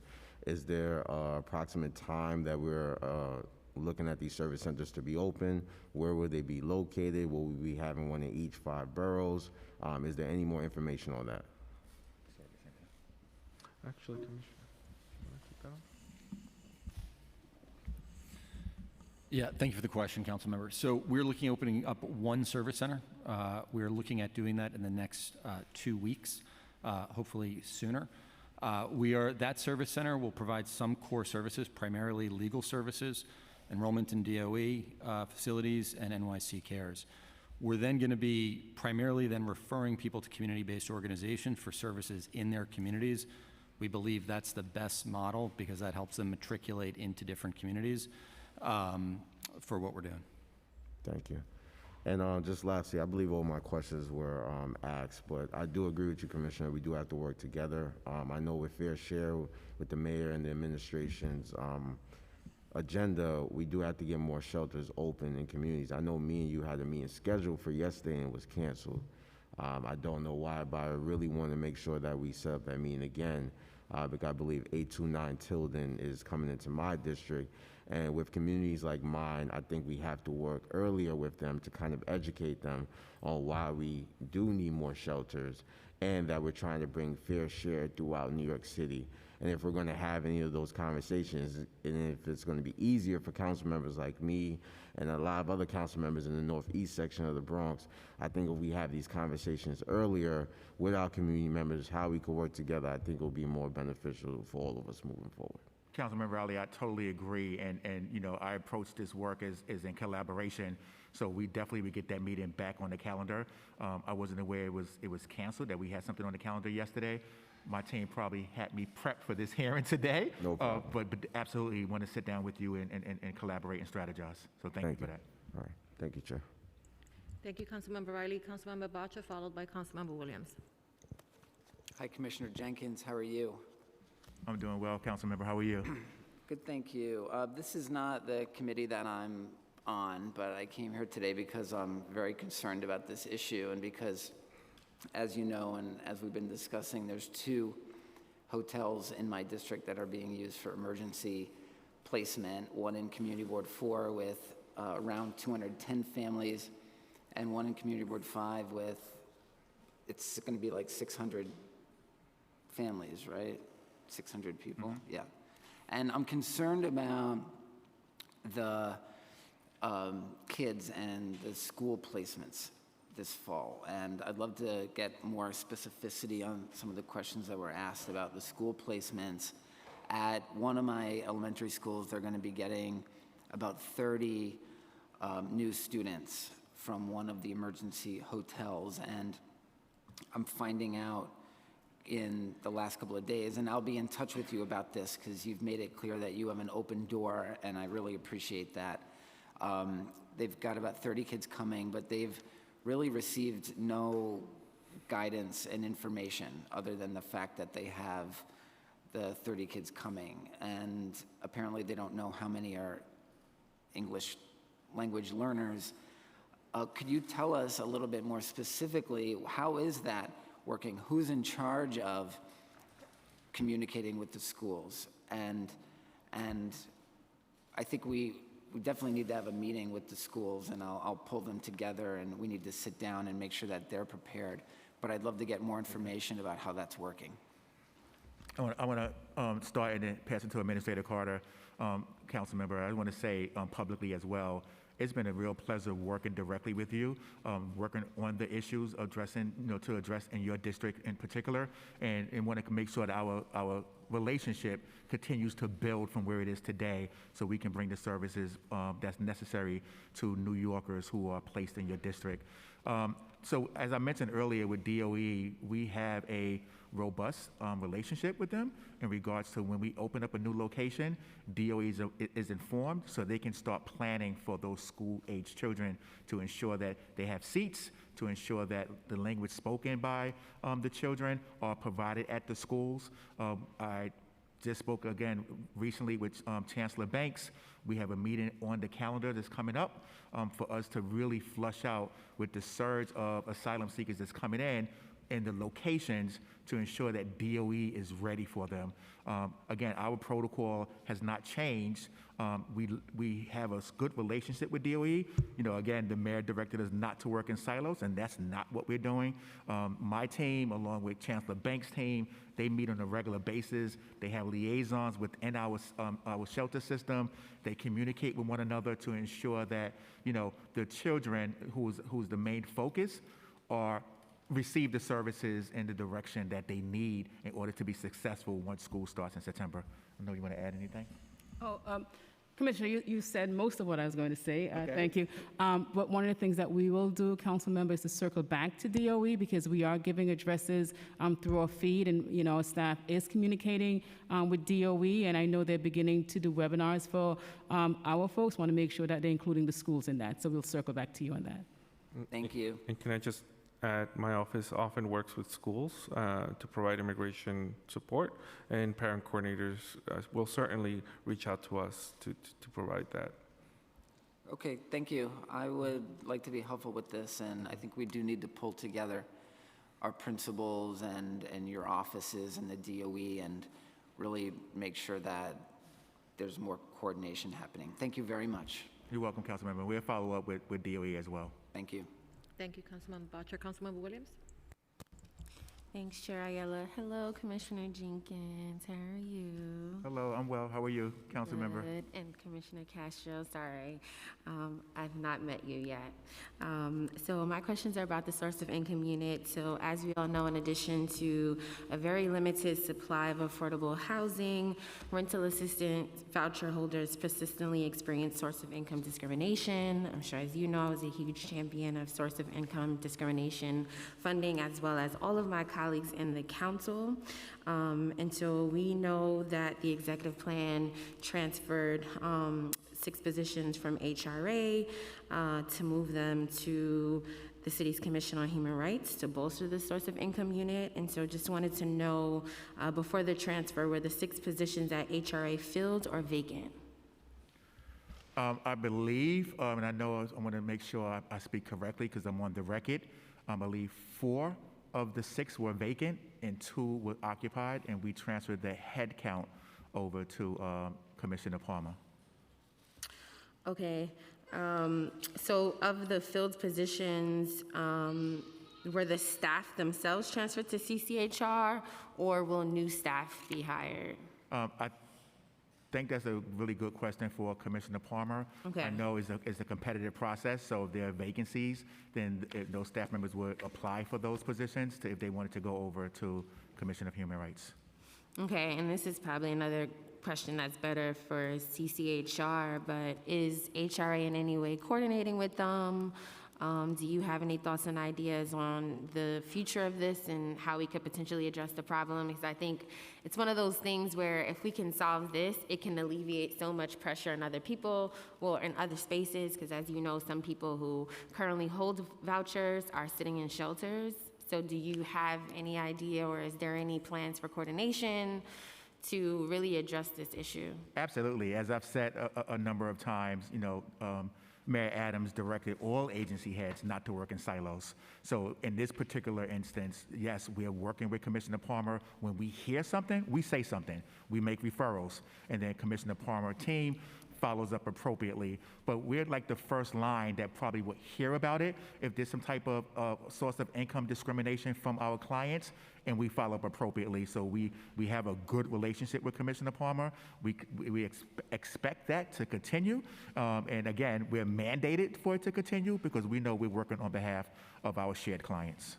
So is it a specific process that's sort of institutionalized, or does it kind of happen ad hoc? So let's say a provider is working with a particular client that has a voucher, and the client goes to find an apartment, and they maybe explain to their caseworker that they were unable to find an apartment, and it's deemed it might be a discriminatory matter. And so is that then sent to CCHR? Like, I'm just trying to understand if it's like institutionalized or if it just kind of happens naturally. Like, is there any specific plan that HRA has in the pipe to really address the issue from their lens in addition to what's happening at CCHR? So what I'm committed to do, Councilmember, is providing you with a roadmap of what that process looks like when a referral is made over to Human Rights, so we can have a more in-depth conversation along with Commissioner Palmer. Okay, thank you so much. You're welcome. Thank you, Councilmember Williams. We will have a second round. I believe that Councilmember Brewer has a question. Thank you. 2 quick questions. One is, in the papers, it did state that some individuals going to 30th Street had said, no, I'm going to the streets, from the people who are seeking asylum. Do you have any sense of how many have done that? Are you able to match, number one? And then number 2, on your vacancies. Every single agency has vacancies. I understand the mayor. We want to be full-time. Nobody wants to be full-time. The private sector is not full-time. So are you able to fill these vacancies? How many do you have? And how is it impacting your efforts? I don't know how honest you can be, because I know it's a politically challenging issue right now in this administration. I'm for more hybrid, because otherwise nobody's going to work for the city of New York. Got it, Councilmember. I'm on the record, so I'm definitely always going to be honest in my response. Okay. The mayor has directed us that we are to return to office full-time, or if you have a reasonable accommodation. That's the directive that the mayor gave. I am a true civil servant, and I'm going to follow the directions of the mayor and support him in that effort. In regards to the vacancies, we are hiring our vacancies. The city as a whole is not exempt from the great resignations that's occurring across the country, not just private and not-for-profits, but city government as well. Folks are deciding to retire, move on to other positions, take other jobs in other cities. Can't stop that. But what we are doing and what we're committed to doing is making sure that we are aggressively doing our recruitment to get folks into jobs so we can continue to deliver the top-notch service that our New Yorkers deserve. So how many vacancies do you have? I can get back to you for HRA and DHS. Okay. We can circle back to you. 30th Street, like again, the staff that's there and I commend them, are very engaged and really trying to work with those individuals as they present themselves to let them know the benefits of coming into shelter and having a roof over their head.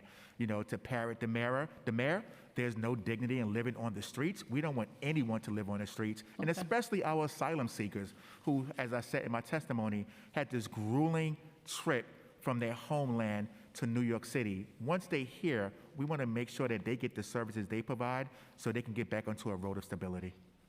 Okay, so hopefully they're not on the streets. Obviously, the outreach workers will know that if there are, and hopefully, you know, all right, thank you. Another time to discuss all of this. Yes, ma'am. Thank you. I have a couple of questions.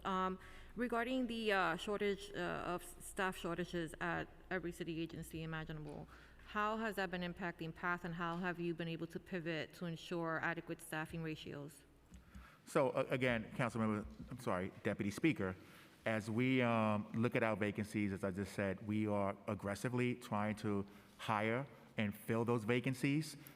If we need to have a reassessment with OMB continues to be a great partner with us and collaborate and do that reassessment. So that's what we're working with in regards to filling our vacancies.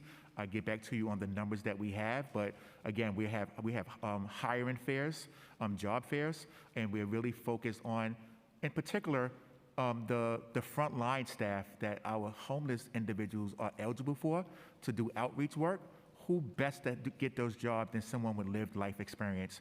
So we have targeted job fairs for those particular individuals. For all the other positions, we are aggressively recruiting for those, and I welcome your partnership, and if we can send you those recruitment flyers as well, please share with your constituents, because we do want the best to work in New York City. So I don't know that I heard a response. Is it your sentiment that PATH is currently adequately staffed? We constantly look at the staffing levels, as I said, and if we need to address our staffing needs, our staffing levels, we will work with OMB. But as of right now, the resources that we have at PATH is sufficient to handle the workload. But again, if we assess that there is a surge, so to speak, and we can't handle, of course, we work within our system to see how we can redivert staff from other areas, from back-end offices to help us. But again, we will work with OMB. Have you had to do that? Excuse me? Have you had to do that? No, we have not. No? Okay. I just wonder, you know, how that impacts the amount of time that a family is waiting if we don't have the appropriate number of staff available. Now, is every family that going in meeting with an actual person, or is any of this work? Because I'm asking because I have heard in the past that sometimes families are at PATH but are communicating with workers via phone. I don't know that that's a real thing, but would like some clarity on that.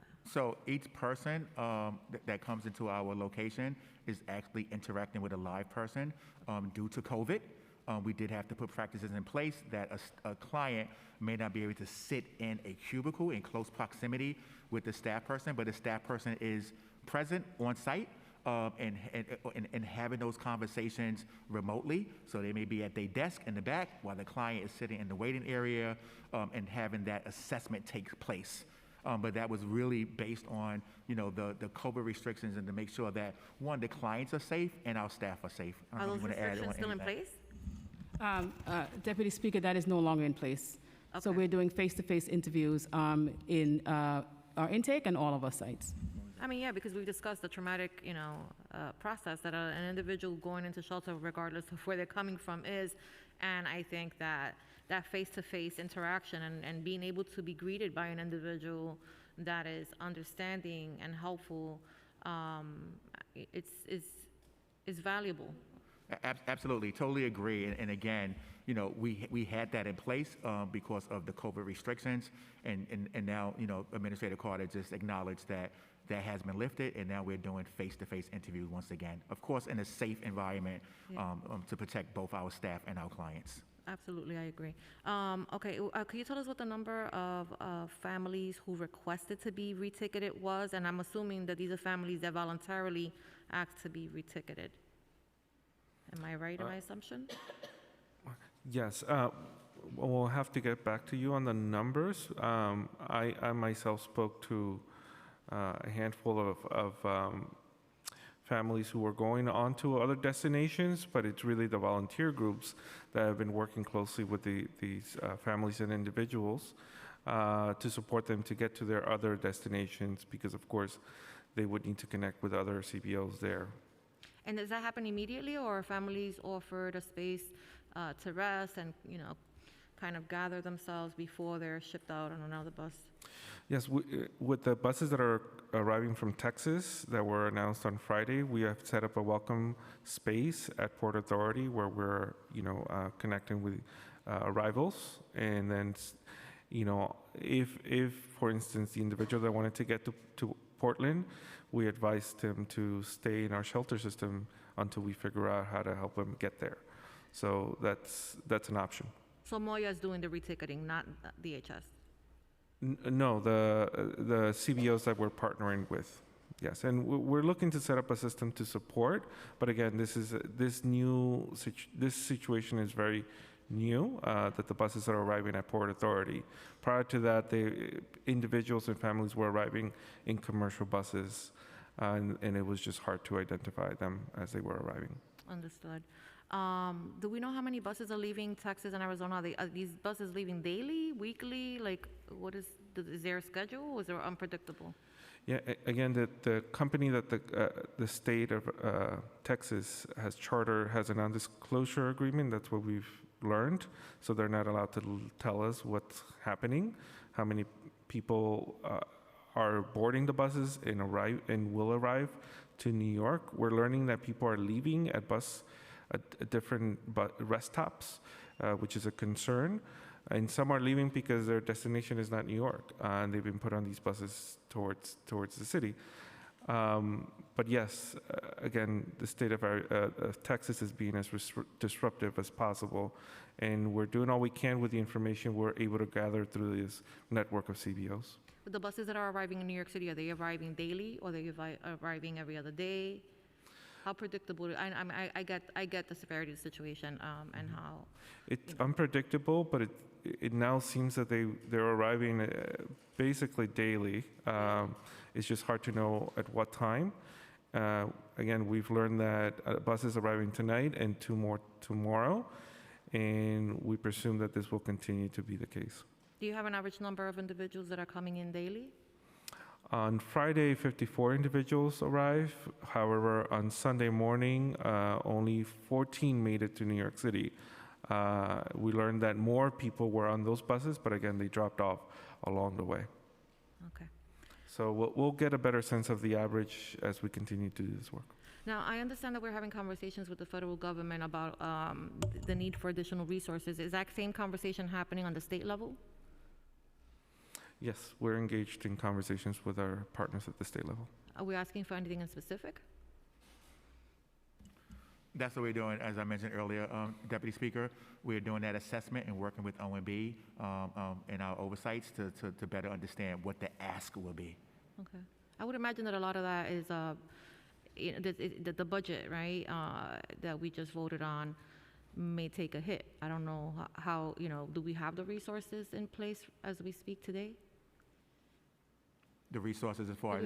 Do we have the necessary funding in place to open all of these hotels and convert them into temporary shelters? But that's why we're working with our federal oversight in our state to state that we need additional resources to provide the services to these new New Yorkers. Okay. All right, and my final question is related to the the pace. If you can tell us what the pace of move-outs has been in the recent few weeks and months. So on a weekly basis, around 200 individuals move out of shelter with some various type of subsidy.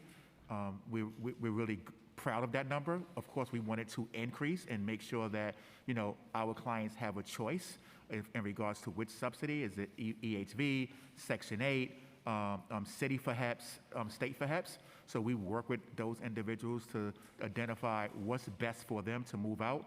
But looking at our data, it's around 200 individuals per week that's moving out of shelter. And how does that compare to last year's numbers? Excuse me? How does that compare to last year's move-out rates? I'll get back to you on that, Okay, Deputy Speaker. I appreciate that. I think I have one last question, and it was a question that was asked of me this morning, is how do New Yorkers help?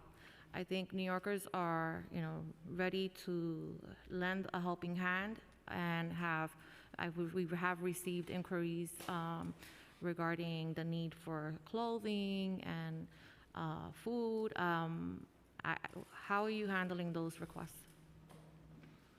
So before Commissioner Castro, I just want to make a correction for the record. I said approximately 200 individuals. It's 200 households that move out per week. Okay. I just wanted to say that for the record. Go ahead, Commissioner. We're working with the Mayor's Fund to set up a way for New Yorkers to donate so that we can provide resources to the volunteer groups and nonprofit organizations that we're working with and other basic needs that asylum seekers have. Okay. Okay. One second. Okay. So when an individual comes, when a family comes here, they obviously don't qualify for government aid. What resources are they provided with in terms of clothing? And I'm assuming that the food is pretty much handled at the facility, but if they come here and they have no clothing, how are we addressing that? Is that funding that's coming through the Mayor's Fund? Well, at first instance, they are being supported, as Administrator Carter mentioned, with food, clothing, and other basic needs, and they've done a tremendous job at doing so. Okay. And that's part of our normal process. If a family or individual presents themselves and they need clothing, we work with our providers to ensure that they have the basic necessities to be successful. Okay. Councilmember Williams has a question.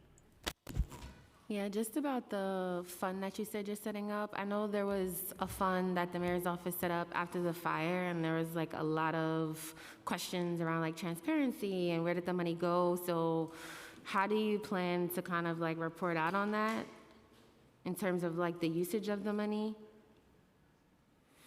Yes, we're going to have these conversations with the Mayor's Fund to ensure that we are learning from this experience, and we'll definitely get back to you on how we're going to set up this fund and for what purposes they're going to be used for. Yeah, I would love to have that information, like I said, because, when these funds are created, there's always questions about getting the money to the people who need it most, and oftentimes you don't see that. So I would love if there's transparency around where this money is going to go. Thank you. Thank you, Commissioner. Thank you, Commissioner, for coming. I think that we'll be gathering more information in the next few weeks and figuring out what the next steps are. But we are at your disposal, and we are eager to be helpful. So please use us as a resource. Thank you, Deputy Speaker. Thank you. Thank you. Thank you. Thank you, council members. Thank you, Deputy Speaker, and my condolences to you and your family. And thank you. I appreciate that. thank you, council members, for this.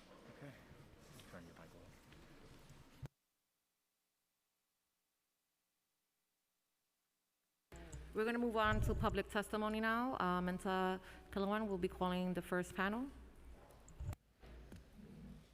And as a reminder, for public testimony is going to be 3 minutes. You can always submit your full written testimony, if it's longer than that, to testimony@council.nyc.gov. Our first public panel will be in person and will be comprised of Monsignor Kevin Sullivan, Catherine Cliff, Catherine Trapani, Limaris Alborz, and Karim Walker.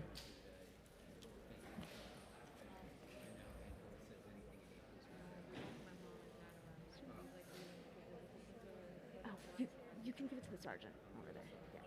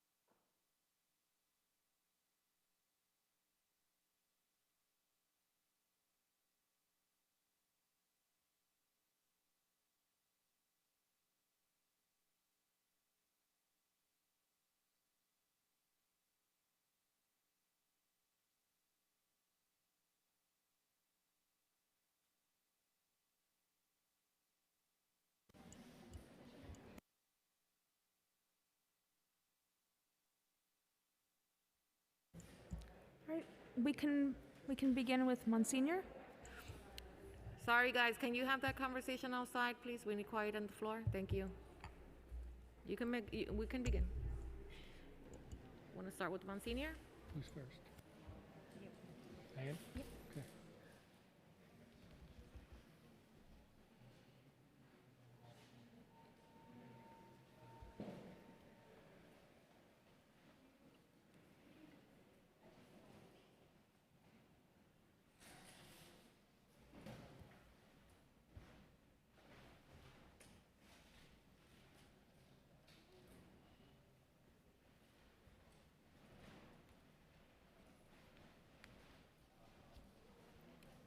I think they're ready for you. You can begin. Monsignor, you? Yep. Yeah. Oh, great. Well, Deputy Speaker, you and your family are my prayers.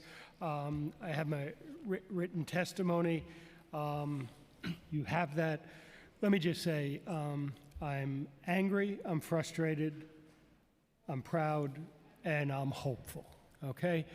And the past month at Catholic Charities, we have seen 1,100 individuals who have shown up at our doors in Midtown Manhattan, in addition to some who have showed up in East Harlem and some in the South Bronx. So we've seen 1,100 individuals, predominantly young men from Venezuela, parentheses, to Councilmember Brewer. We have a wonderful relationship with the various consulates. The consulate of Venezuela has been missing in action, okay? So the other consulates are very responsive. Venezuela has not been. So we've seen 1,100, mostly young men in their 20s, their 30s, but also women with children and from some other countries. What we have done is not much, but yet a lot. Every one of those individuals has been interviewed with compassion and with respect to try to understand their situation, giving them just a small amount of food because they're coming, some from the bus, but also some already are settled in shelters.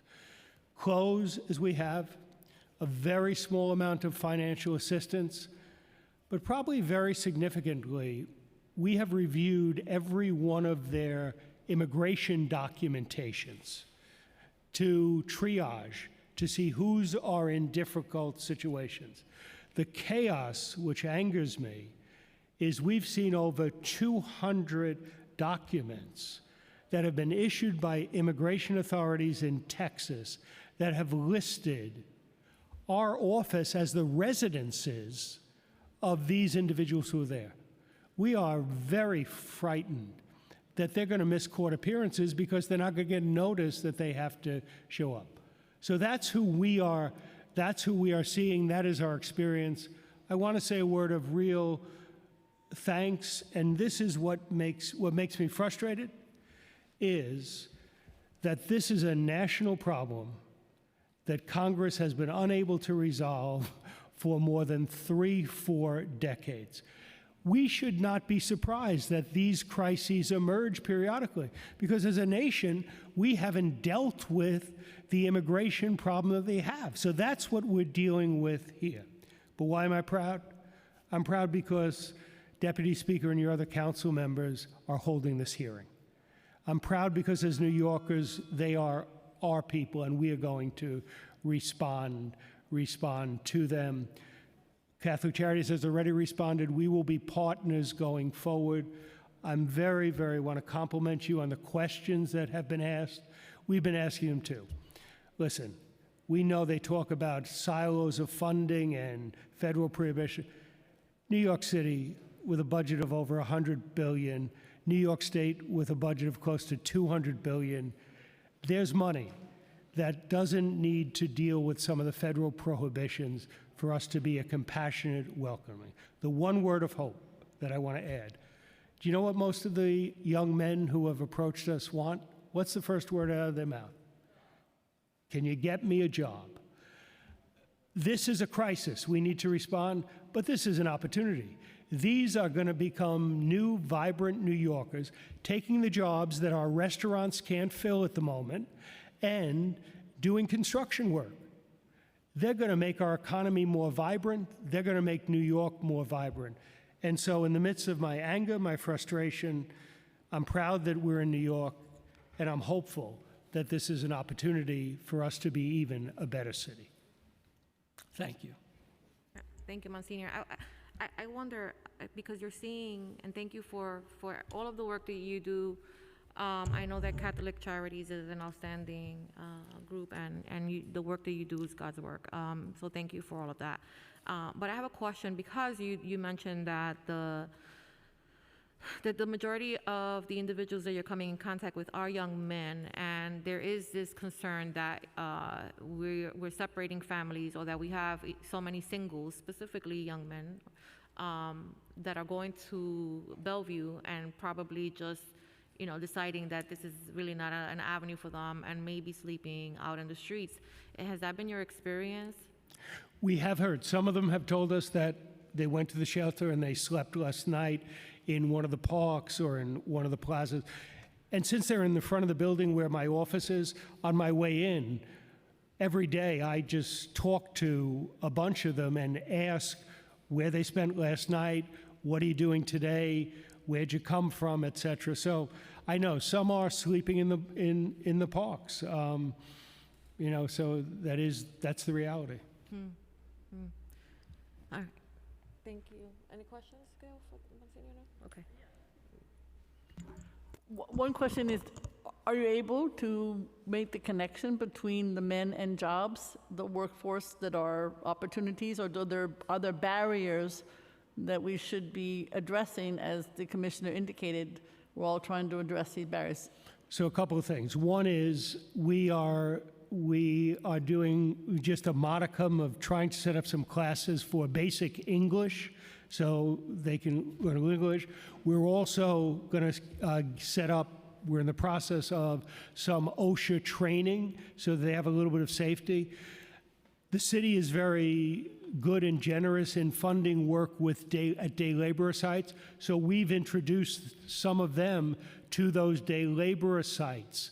So I would say continue to be robust in making sure that those day laborer sites are there. And, it's a crisis, but if it's 4,000 people, they're going to just fill our economy. They're going to make it, because that's why immigrants come here. And some of them have said, yes, the busing is not acceptable. But when you talk to them, they say, well, hey, I'm coming to New York because that's where you make it. So I'm convinced that with a little bit of help, and we got to deal with the crisis that is now, shelter, all of that, but with a little bit of helping hand to our new arrivals, they're going to become New Yorkers like all of us. Yeah, but Monsignor, you have to be able to, one, that tells the city these are the barriers that have to be eliminated, and don't be quiet about it, please. Thank you. Yes, ma'am. I always do what you tell me, so I will. Oh, my goodness. There she goes. Scaring the So one Catholic thing I'll Church. tell you is the conversation about the reception center. We got to have some services at that reception center, so it's a little bit of a one-stop shopping. That's. Yeah, and you actually raised a really good point about the address issue, because I know that in East Harlem, we have the common pantry, and oftentimes homeless, men primarily use them as a viable address, because they know that, their mail is safe with them. There should be, I would argue that there's concern about mail being lost in the transition of shuffling families and singles from one place to the other, most specifically with the singles population. Yep. So, I can see why they, obviously they didn't choose to use your address, but I think that we should be looking at alternatives like that, just to ensure that, these families have access to their appointments and their schedule. Yeah, very good point. The other thing, which, as you know as well, if not better than me, the social networks among the groups of immigrants, the use of WhatsApp and other things, they're a network. So we have already gathered a lot of that information so we can communicate with those who have showed up at our door. Absolutely, connecting them to, as Councilmember Hanif mentioned, to IDNYC, but also free phones, right? I'm assuming that these families haven't spoken to anyone in their country in quite some time, Right. and are desperate to do that. So any way that we can facilitate that. Thank you so much. Thank you.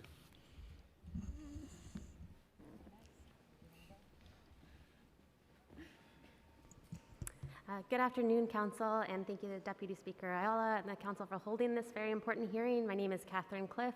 I'm a staff attorney at the Legal Aid Society and our Homeless Rights Project. I'm here today to testify on behalf of Legal Aid and also Coalition for the Homeless. We heard a lot of testimony about what's been happening with the asylum seekers coming into the city, whether by their own choice or not. But this hearing was focused on what's happening at PATH. And I think we're very frustrated that the city has known for months that there was going to be an uptick this summer in the number of families coming into shelter. And that was regardless of asylum seekers coming. That's because the eviction moratorium expired.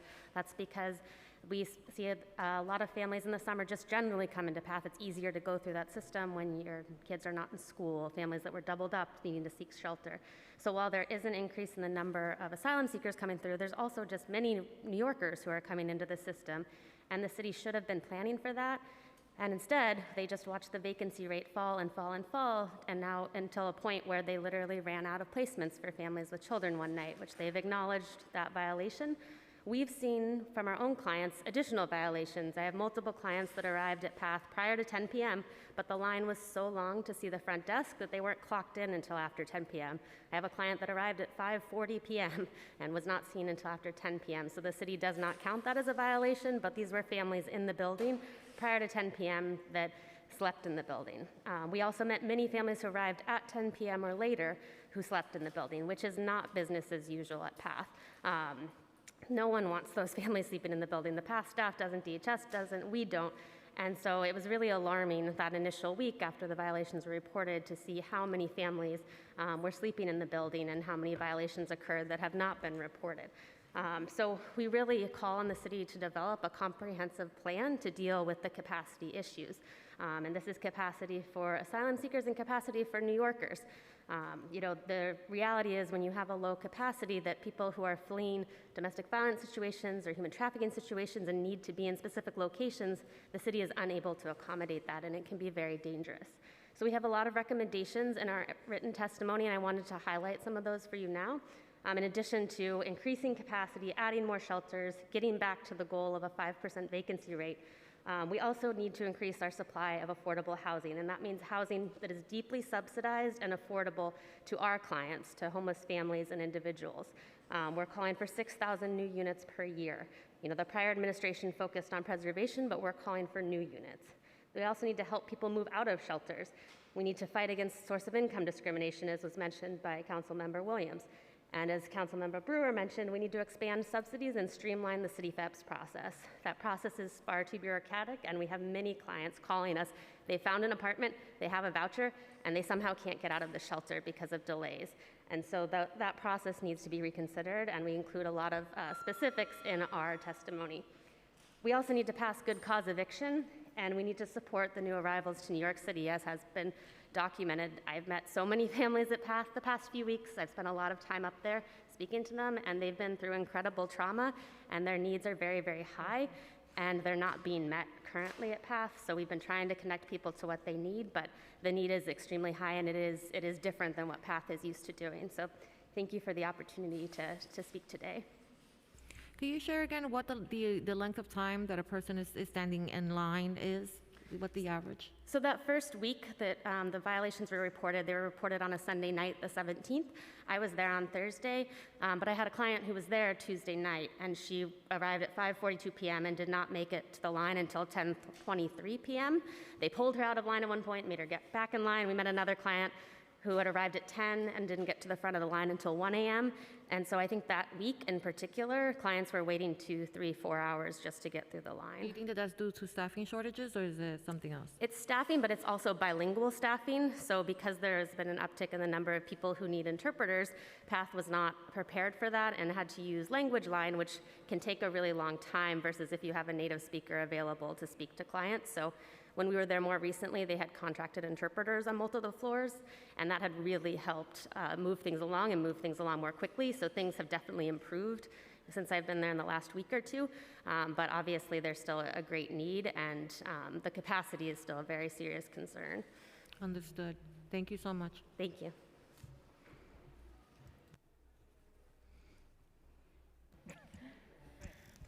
All right.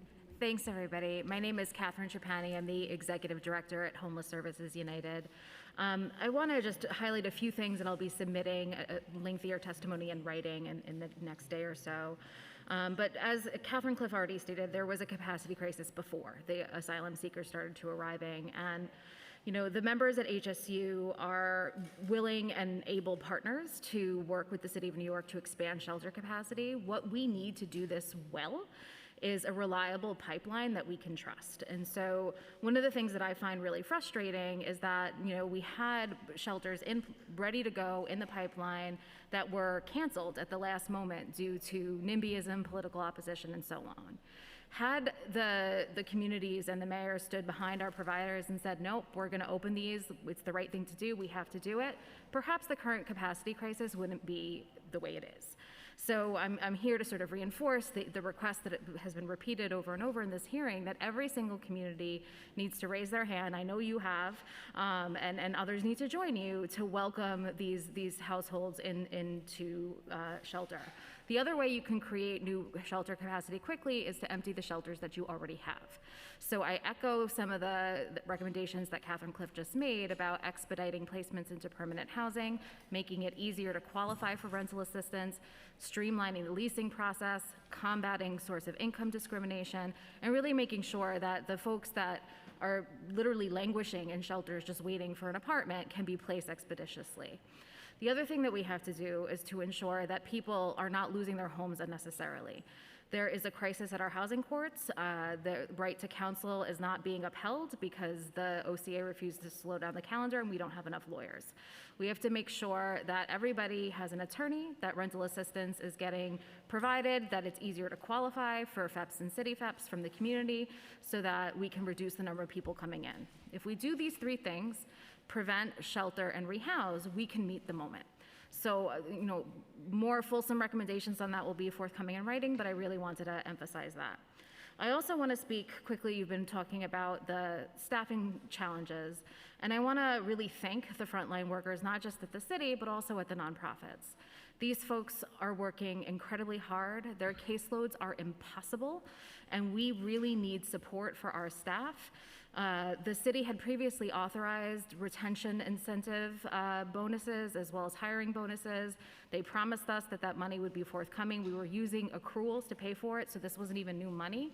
Yet the approvals to pay those out to our staff are being held up by red tape, and so we have not been able to release those funds. This council passed a bill for prevailing wage for shelter security guards. Those amendments are still not registered. That money is not out the door. We really need to be able to make sure that the commitments we make to our workers are honored and that the money is getting to the nonprofits in a timely manner. If I could just quickly finish, we also still have many unregistered amendments for other things in our pipeline. I know the city declared victory, saying that we had really cleared the backlog. Our shelter providers are not necessarily feeling that. So if we can't normalize our fiscal operations and ensure that our staff are being paid and valued at what they deserve, then it's going to be very difficult to rise to the challenge to open new capacity when we need it. So all of these things, we have to come together. The nonprofits are here. We want to help, but we need to make sure that we can pay our folks. And then, you know, obviously then we can do the services the way our clients need and deserve to make sure that people get the counseling, the care, the compassion, trauma-informed services, and of course, permanent housing. Thank you. Thank you. And I know that the comptroller has been working around the clock to try to get as many of the backlog contracts out. And I think that there also has to be a little, an opportunity to better educate some of our nonprofits that are missing documentation or don't know when to respond or how to respond or to whom, so that we're not seeing the type of backlogs that we have. And I think in terms of the vouchers and how to get people housed, I think, obviously we have to address the income discrimination issue that continues to happen, and the ways that landlords seem to, be 10 steps ahead of us all of the time, and, find creative ways of really, keeping available units out of the reach of voucher holders. Thank you so much. Limaris? Sí. Good afternoon, and thank you for this opportunity. Mis condolencias, Deputy Speaker. Maris, are you on the mic? Put the mic. ¿Estoy en el mic? Yeah, there you go. My name is Limaris Albores, and I am the CEO of Acacia Network. Acacia Network is one of the largest Latino-led organizations in New York City and a provider of integrated housing, health, social services, economic development, and cultural programs. Among other services, we provide transitional housing and homeless services in partnership with the Department of Homeless Services. We currently operate sites that serve single adults, adult families, and families with children. Acacia don't usually come here and do testimonies. However, what we have seen in the past couple of weeks have extremely touched our hearts, and I felt compelled to come here and share our experience. We estimate that close to 70 to 80% of the individuals and families who have been assigned to our new sites are new immigrants, the majority of whom are asylum seekers, as we have been discussing today. That said, we at Acacia find ourselves at a crossroad in New York City. As a right to shelter city, it is our mandate to provide beds for anyone in need of a secure place to sleep. We also recognize that the shelter system is already burdened, and that the city agencies and nonprofit entities alike have struggled with staff burnout, turnover, and loss of resources, especially as a result of COVID. While we recognize the challenges that serving a large influx of new homeless individuals can present, we also think that it is an opportunity to set an example at the local, state, and a national level. New York City has been built and continues to thrive as a result of the millions of immigrants who have called this great city their home. At Acacia, rather than focusing the conversation on how the immigrants got here, we must concentrate on how to serve them and address their needs now that they are here. No matter what brought these families here, we have a moral and legal obligation to ensure adequate services for all those who are in need, whether they're new to this country or not. That said, as a provider in the front line who has been serving asylum seekers for the past couple of weeks, these are the observations. The work should start at the city intake centers. We must ensure that workers at the intake centers, many of whom are the first point of contact for these families, are providing the necessary information in a simple, concise, and linguistically responsive manner. These include trauma-informed intake procedures, bilingual workers that are able to explain to clients why they can expand in a way that they can understand it, provide materials such as frequently asked questions in Spanish to provide important phone numbers, locations, and other information. At the intake center, we need to make sure that they understand the needs of the families and clients, that they can do a triaging, and they can provide case management. Many of these individuals coming into our newly opened sites are disappointed when they learn that they won't immediately be placed in permanent housing or be offered a job. May I finish my testimony? Thank you. We must work together to ensure that these clients are adequately informed regarding our own processes and procedures. We must also recognize that while the asylum seekers share many of the same needs as other clients in the shelter system, they also have a unique set of needs that require increased service coordination, including intensive immigration assistance, legal services. This is key. We also expediting or facilitating a temporary permit for work. They can become our own peers in our shelters, and they can be the one welcoming the next influx of asylum seekers. If we can provide the training, they can become our ambassadors. Nobody knows what they went through that through their own experience. So that's what we have been seeing is key. Access to primary care and behavioral health services, it's very critical. I would like to finish my testimony by sharing a recent story. Just last week, the operation manager and chief supervisor at one of our sites delivered a baby girl before EMS could arrive. After a very long journey to the United States, this baby girl was born safe and healthy in a New York City shelter. This is a testament to the work that happens every single day at our shelters. Yes, it is very challenging. We have not slept. We are committed. We are a can-do organization, and to share a story like this one is very rewarding. Thank you for your time. Ooh, thank you, Limaris. Thank you. I believe that the one of the sites that Acacia is overseeing is in the South Bronx, right? Yeah, I would like the opportunity to come and visit. Absolutely. You know you can walk in anytime. Thank you. Yes. Thank you. Make sure your mic is on. Oh, Yeah, there you go. it's on. Thank you. Good afternoon. My name is Karim Walker. I am a homeless organizer and outreach worker with the Safety Net Project at UJC, Urban Justice Center. For the past 7 months in his time in office, Mayor Adams has shown that he is committed to the worst of the de Blasio administration's handling of the homelessness crisis. Broken windows policy, oriented homelessness, sweeps. We all know those things will not work in addressing a very otherwise a seemingly intractable problem. And as of June, recently, some 68% of applicants to PATH have been turned away.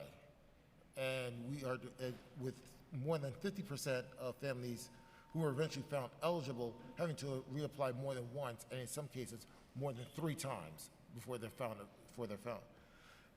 Crucially, the administration has sent a message also to landlords that they are not committed to honoring the source of income discrimination law, meaning, and that, of course, as we know, keeps those who are voucher holders, like myself, in shelters longer than necessary. This is something that the city must do better by, especially if we want people to come in and trust the system and give them a reason to believe that the system works for them. Similar to the de Blasio administration, particularly in its second term, the Adams administration has put public relations ahead far above the needs of the people. This is shown clearly with the mayor's approach to street homelessness, where the city's PR team provides virtually meaningless numbers to score headlines while being unable to answer the most basic questions. For example, what percentage of the people from the underground and above ground sweeps are entering and staying in shelters? As we found out from the de Blasio administration, routinely provided misleading and dishonest information to the public regarding homelessness, an increased focus on PR over substance correlates closely to cruelty towards those most in need. In fact, I'd like to clarify this, I know this isn't part of what I was going to say, but I actually, in my work recently, came across a sweep notice in a park in Park Slope, Brooklyn, not far from the R train, the Prospect Avenue stop on the R train. And when I've seen some of these sweeps recently, there's no,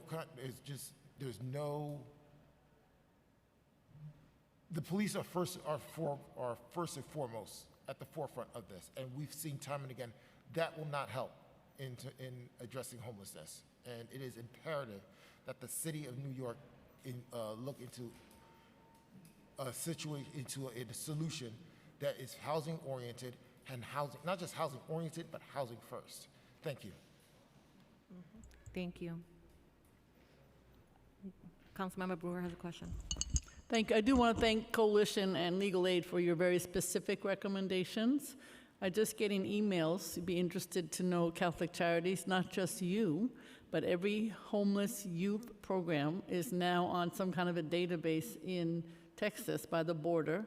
And all of them who are people leaving the border are being given their addresses as their home address. So it's not just Catholic Charities. Is that legal, I wonder, according to legal aid to do that? I suppose it's one of those very nuanced things that's probably hard to fight, but I'm just wondering because there are 5 nonprofits right here now, in addition to Catholic Charities, that are being told that's your home, go there. DHS admitted that it should not have been done and that they were going to stop it. It's been done today, just FYI, right now, so. Yeah. So I am not an immigration attorney, but my understanding is those forms, that what's supposed to happen is the individual is supposed to choose the address that goes on there. So obviously, if they're being provided an address, maybe they're being told by Customs and Border Protection that's a place you can stay. They believe it is, and they say okay, but clearly it's not. It's an administrative office, or it's a place that is not somewhere they can stay. So obviously, very concerning. And we have met families, with those forms and confused about where to go. And it's really important they know to change their address with ICE so that they get those important documents. So that is one of the things that I know we've spoken with Catherine about, is trying to notify families how important it is to make sure that ICE knows where you are so you don't miss your hearings. Yeah, if I could just add, one of the things that HSU and our members have asked is for guidance that we can pass on to the frontline staff of the shelters so that we can advise people on how to change these addresses once they are placed in a shelter facility. So I've taken on the task of aggregating information from my colleagues on this panel and from others, and thank you, actually all of you, for having your staff inform what goes in that, and I'll be circulating it to our members, but we don't represent everybody, and we really need to make sure that there are comprehensive guides so that the case managers, many of whom are newly hired to do this work for the first time, are going to have a step-by-step guide so that the people that are coming into our facilities understand how to update their address, where to go for these concrete services that everybody is talking about, how to apply for ID NYC, like all of those steps that are not necessarily intuitive, particularly if you are a very new New Yorker who has been through tremendous trauma. Catholic Charities has been doing this for years, so have you, but all of these youth programs that now have 10, 12, 15 young people from Venezuela in their spaces without immigration law training. So I know you've been done. Just so you know, be aware that they're all swamped. And they used to refer, but there's no place to refer because everybody else is booked. The waiting list is 200, and now they can't help the young people who are already on their caseload. You're absolutely right. We're running into And I got 5 emails in the last 10 minutes to this effect. major capacity issues at our legal services providers. Thank you. Thank you so much. Next panel. The next panel is going to be a virtual panel, and it will be comprised of Jasmine Cummings, Anthony Feliciano, Deborah Berkman, and Sarah Wilson. And for those joining us virtually, you may have to wait a couple seconds to be unmuted from staff. Again, we're going to begin with Jasmine Cummings, followed by Anthony Feliciano, followed by Deborah Berkman, followed by Sarah Wilson. Over now to Jasmine Cummings. Hi, good afternoon, everyone. My name is Jasmine Cummings, and I'm the Senior Director of Programs at Project Renewal, a New York City homeless services nonprofit agency. Thank you to Chair Ayala and fellow City Council members for giving me this opportunity to testify. My condolences to Chair Ayala and your family as well. For 55 years, Project Renewal has empowered individuals and families experiencing homelessness to renew their lives. Each year, Project Renewal serves thousands of New Yorkers through our comprehensive health, homes, and jobs programs. Project Renewal operates 7 city-funded shelters, 1 for LGBTQI young adults, 1 for women, and 5 for single adult men.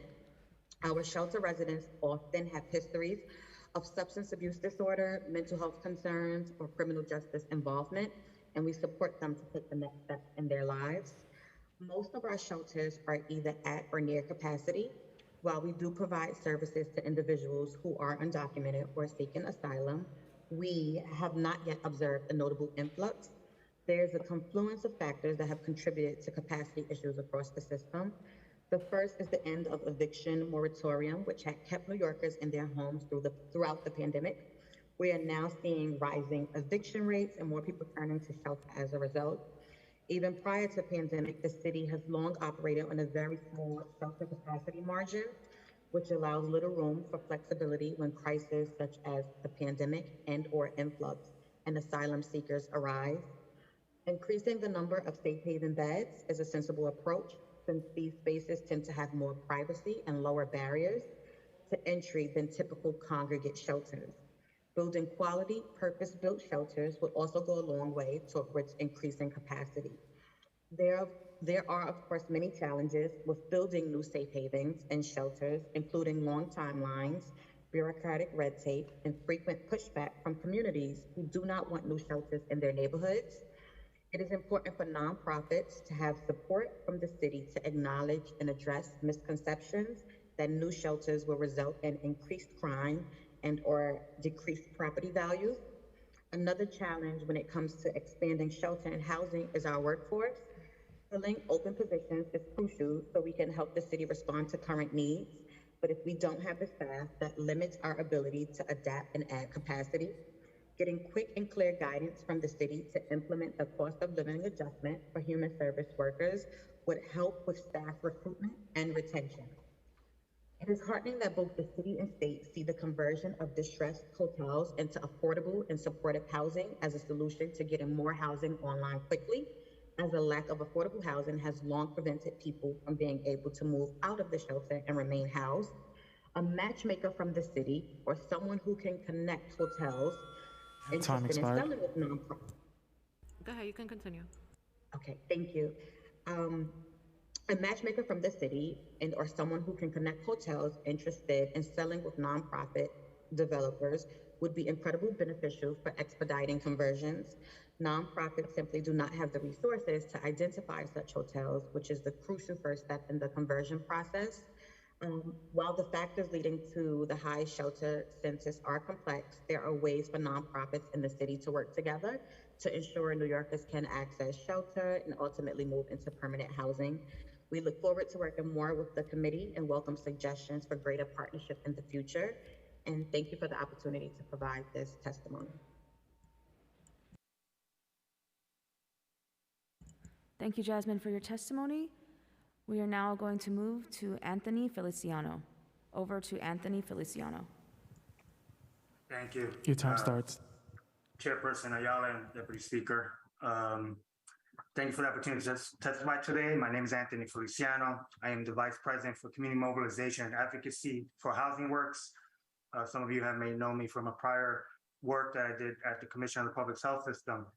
But now I'm at Housing Works and part of this healing community that provides a range of integrated medical and behavioral health, housing, and supportive services for over 15,000 low-income New Yorkers annually, with a focus on the marginalized and most underserved. Housing Works urges the council to exercise the oversight authority to ensure that the city fulfills its obligation to meet the needs of all individuals and families experiencing homelessness in New York City, and to do so with accommodation and services that are safe, appropriate, and satisfy the city's duty of care owed to every person forced to rely on public resources to meet their most basic substance needs. We're proud to live in a city that welcomes rather than shuns new immigrants and asylum seekers, and that recognizes the fundamental human rights to a safe shelter. So while we support city efforts to secure available federal funding to provide a broad range of services for asylum seekers, it is critical to remember that the city has an obligation to commit our own resources and efforts to ensure that each individual and family experiencing homelessness receives the help they need. This includes the state. The right to shelter in New York City does not depend upon who you are, where you come from, and where you're going. Housing Works fears that the public back and forth on an anti-immigration stunt pulled by the governors of Texas or Arizona are providing a distraction from the more fundamental problems underlying the long-standing failures of New York City's homeless response. And a time for the council and the minister to take decisive action to transform the city's inhumane and ineffective response to the homeless crisis. It was not until our work over the past 2 years providing COVID isolation and quarantine services for people experiencing homelessness that Housing has come to deeply appreciate how awful and dehumanizing the city shelter system is and the urgent need to transform the way homeless people are treated in New York City. We must stop criminalizing and harassing people experiencing homelessness to sweeps of the subway and violent disruptions of their encampments, and those who opt for survival in public rather than entering frightening shelters. We urgently need new approaches and new vision for what is acceptable. Addressing homelessness, of course, requires substantial new city investments in housing with deep affordability portability, meaningful rental assistance with single payment standards such as city FHELPS programs approved by the council, and supported housing units for those who need it. We must also meet the needs of the many sheltered and unsheltered people experiencing homelessness who are coping with untreated or undertreated chronic medical or behavioral health issues. We must stop treating mental illness as a substance use disorder and substance use disorder among low-income New Yorkers Time as a expired. criminal justice rather than public health issues. I'll go over testimony a little bit long, so I'll go over the next one. Housing has worked on plans on opening innovative new models for addressing street homelessness that will combine street outreach and drop-in centers and private stabilization beds with on-site medical and behavioral health centers, healthcare. All delivered employing evidence-based low-threshold approaches that have been proven to enable persons to live in the streets, establish disability, and connect to needed care.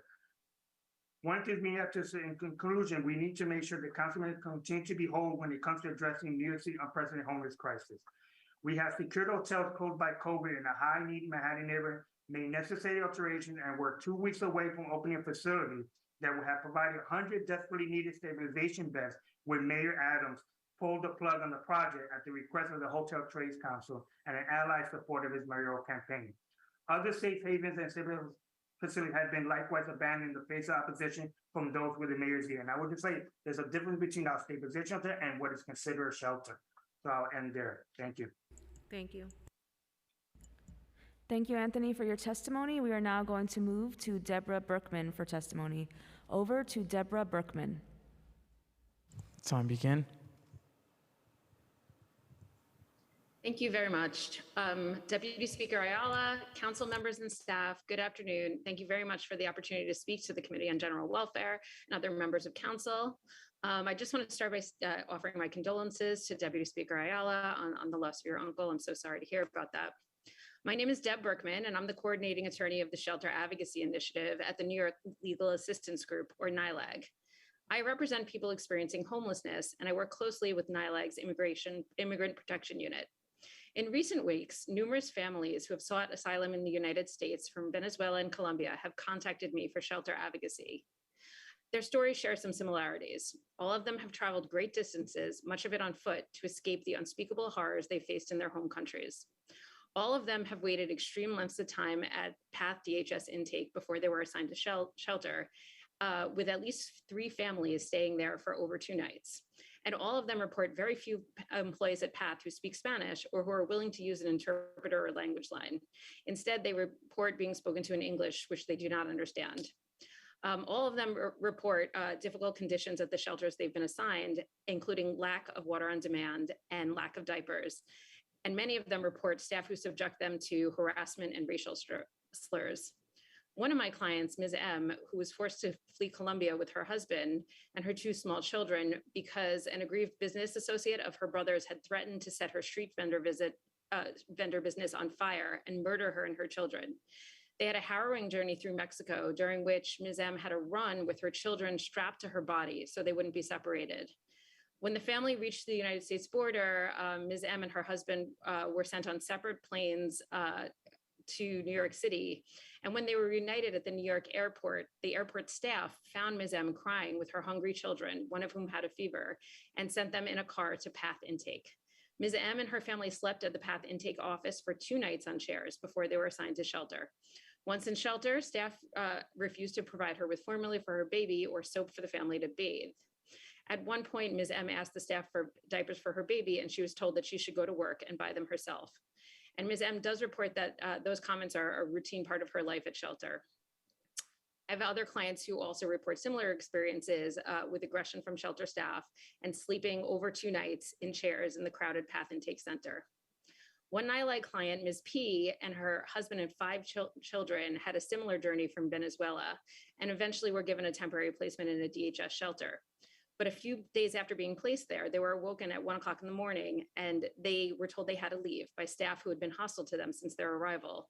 They weren't given a written notice, they weren't given an oral notice of why they had to leave, nor given any information on how they can reapply. This family wandered the streets in over 90-degree heat with their 5 children from 1 o'clock in the morning to 1 o'clock the next day when Time they expired. found my legal help desk. I'll finish up. Upon returning to path, they were told that they were incorrectly kicked out of their shelter and that it had been a mistake on the part of staff. DHS has to immediately ensure that all families are promptly processed through PATH, and families should not have to sleep there overnight or on multiple nights. Moreover, all shelters need adequate Spanish-speaking staff or available translation services, and they have to be provided with sufficient food, water, and crucial supplies such as diapers. In addition to the substantial social service needs our clients have, recently arrived asylum-seeking families are also in need of urgent immigration assistance and counsel. Many of our families are being placed on a quickly moving dedicated immigration court docket with hearings scheduled just weeks after their arrival in the United States, which gives them insufficient time to seek assistance and prepare their asylum claims. NILA requests that the City Council and the Mayor's Office of Immigrant Affairs dedicate new funding and programmatic support to legal services providers and to community organizations who have already stepped in to address this urgent need.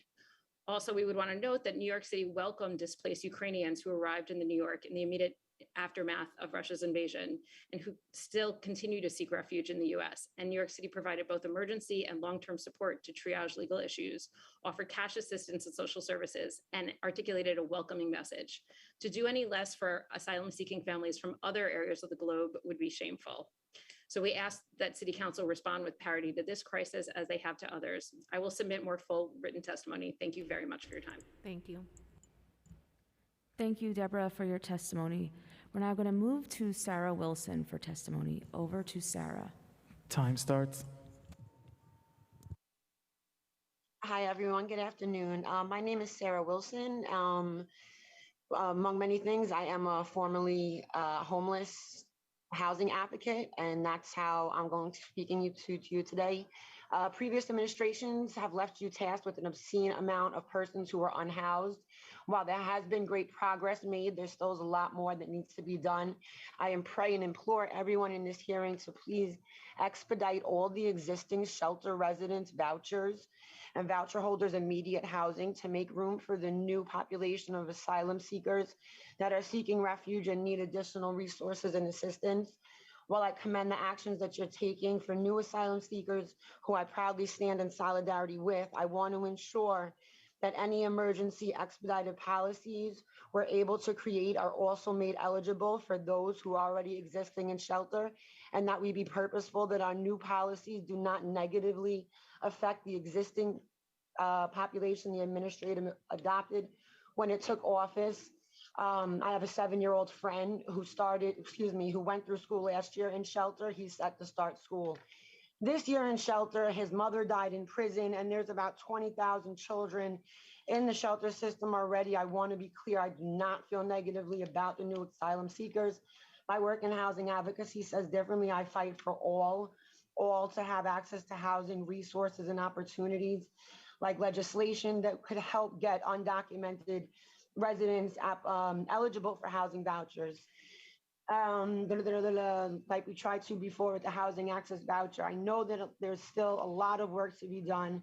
I'm not here to pit one group of at-risk persons against another. I'm here to seek the same legislations that we create and that we're able to make be eligible for all persons living in New York to get the same expedited resources.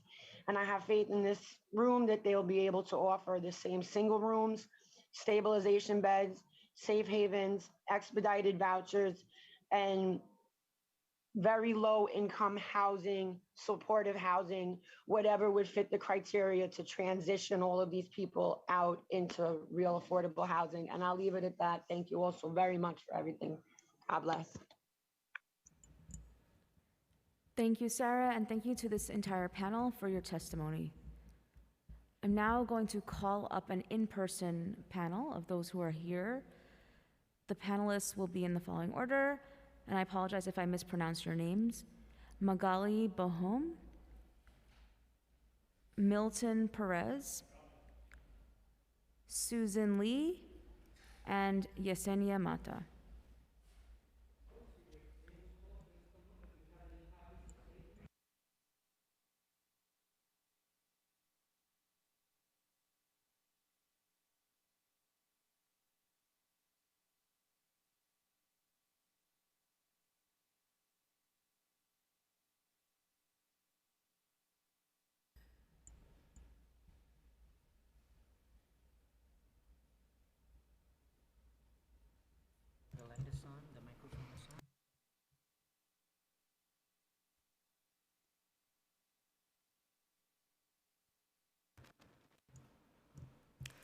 Hello, my name is Magali Bonhomme. I am currently a shelter resident at Weston TLC.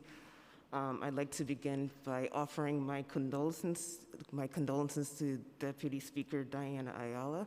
My condolences to you and your family. Sorry, I'm a little nervous.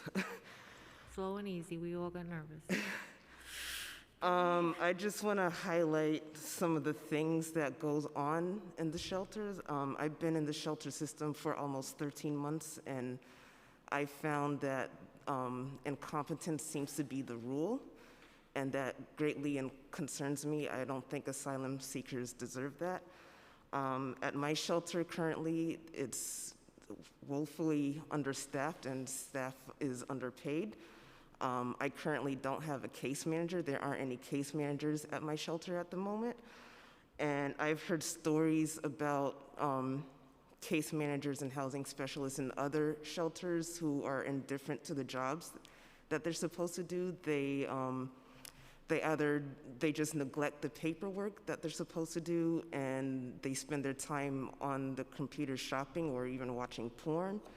I'm also, my shelter is relatively safe, but I've also heard stories about violence that takes place in other shelters, you know, drug dealers dealing drugs in the shelters, pimps coming in and beating up security. And I just, current residents, current DHS clients don't deserve that, and asylum seekers fleeing, escaping trauma in their homelands definitely don't deserve that. So I just wanted to highlight that briefly. I agree, and thank you so much for coming today. You did great.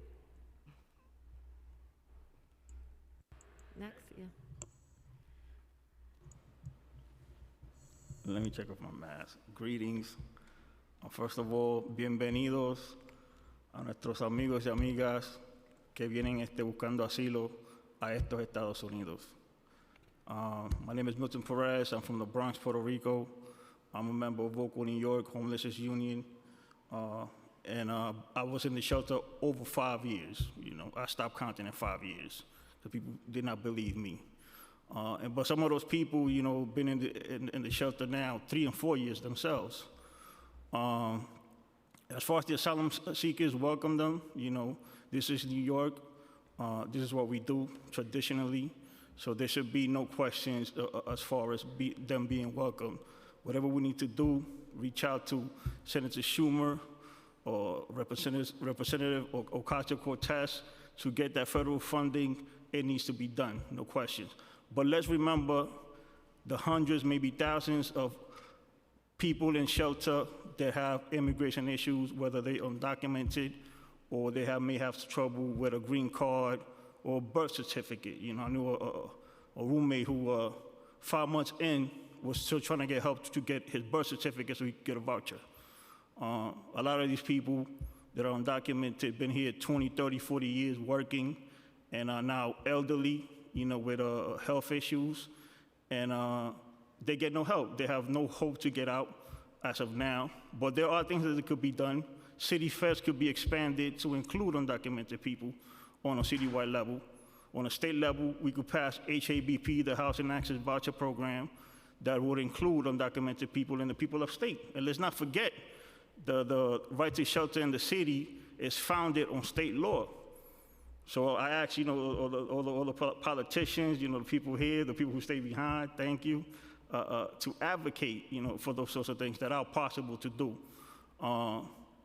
In closing, I do want to thank all the good people that do work in the system. I hear a lot of positive stuff that's being said about staff and these shelters. And I have to say, yeah, there are people that do want to help, but that's not everybody. There's a lot of bad actors. A lot of people that do not care at all. It's just a check to them. And people have to deal with this on a day-to-day basis. And it's very difficult.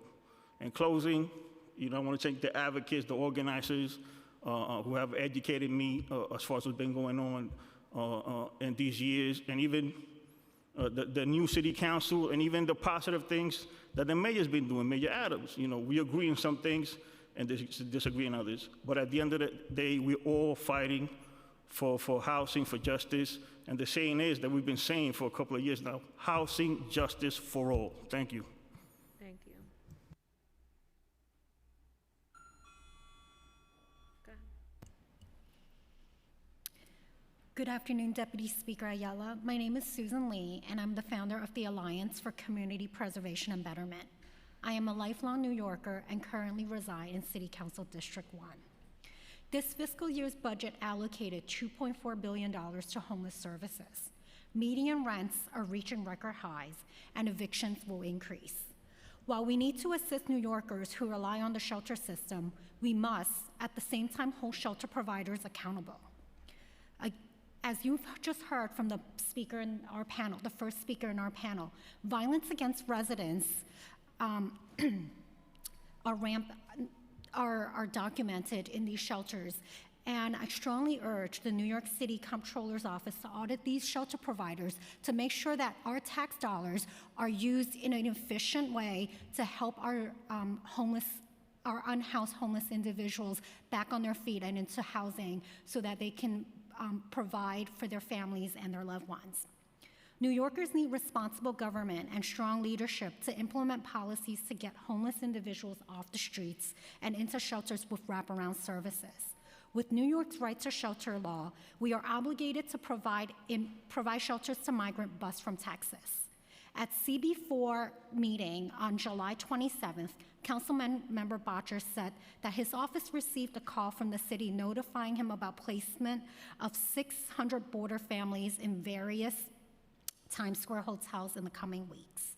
This is already in addition to 100 men housed at the Travel Inn and 210 homeless families at the Skyline Hotel. A huge percentage of the families are asylum seekers who just arrived from the border. The Alliance is concerned that the hotels in Council District 1 will also be used to house border families with little to no notification to the public, as in the case of Councilmember Bottcher's district.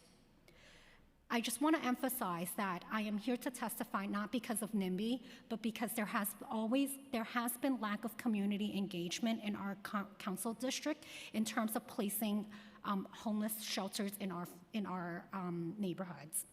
Our group inquired about the status of a former hotel at 231 Grand Street, and Councilmember Marte's office responded on August 2nd with the following. We have not been informed about any activity at 231 Grand Street in regards to providing housing for immigrants. As you have heard earlier this year, 231 Grand Street is no longer going to be moving forward as a shelter. It is currently not being used as a hotel, so it is not even possible for people to stay there. I strongly hope that there will be public engagement when hotels in our community are used for asylum seekers and homeless individuals. We must all act together and provide a welcoming environment for our homeless individuals and asylum seekers, but also at the same time, we need to be respectful of the quality of life that our neighbors have created. They live, work, and build the community that they're living in, and they deserve a voice in that discussion. Thank you. Thank you.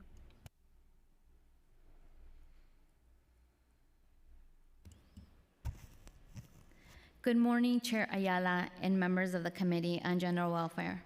My name is Yesenia Mata, Executive Director of La Colmena, an immigrant rights center committed to empowering the immigrant community on Staten Island. I am also a commissioner of the New York City's Racial Justice Commission.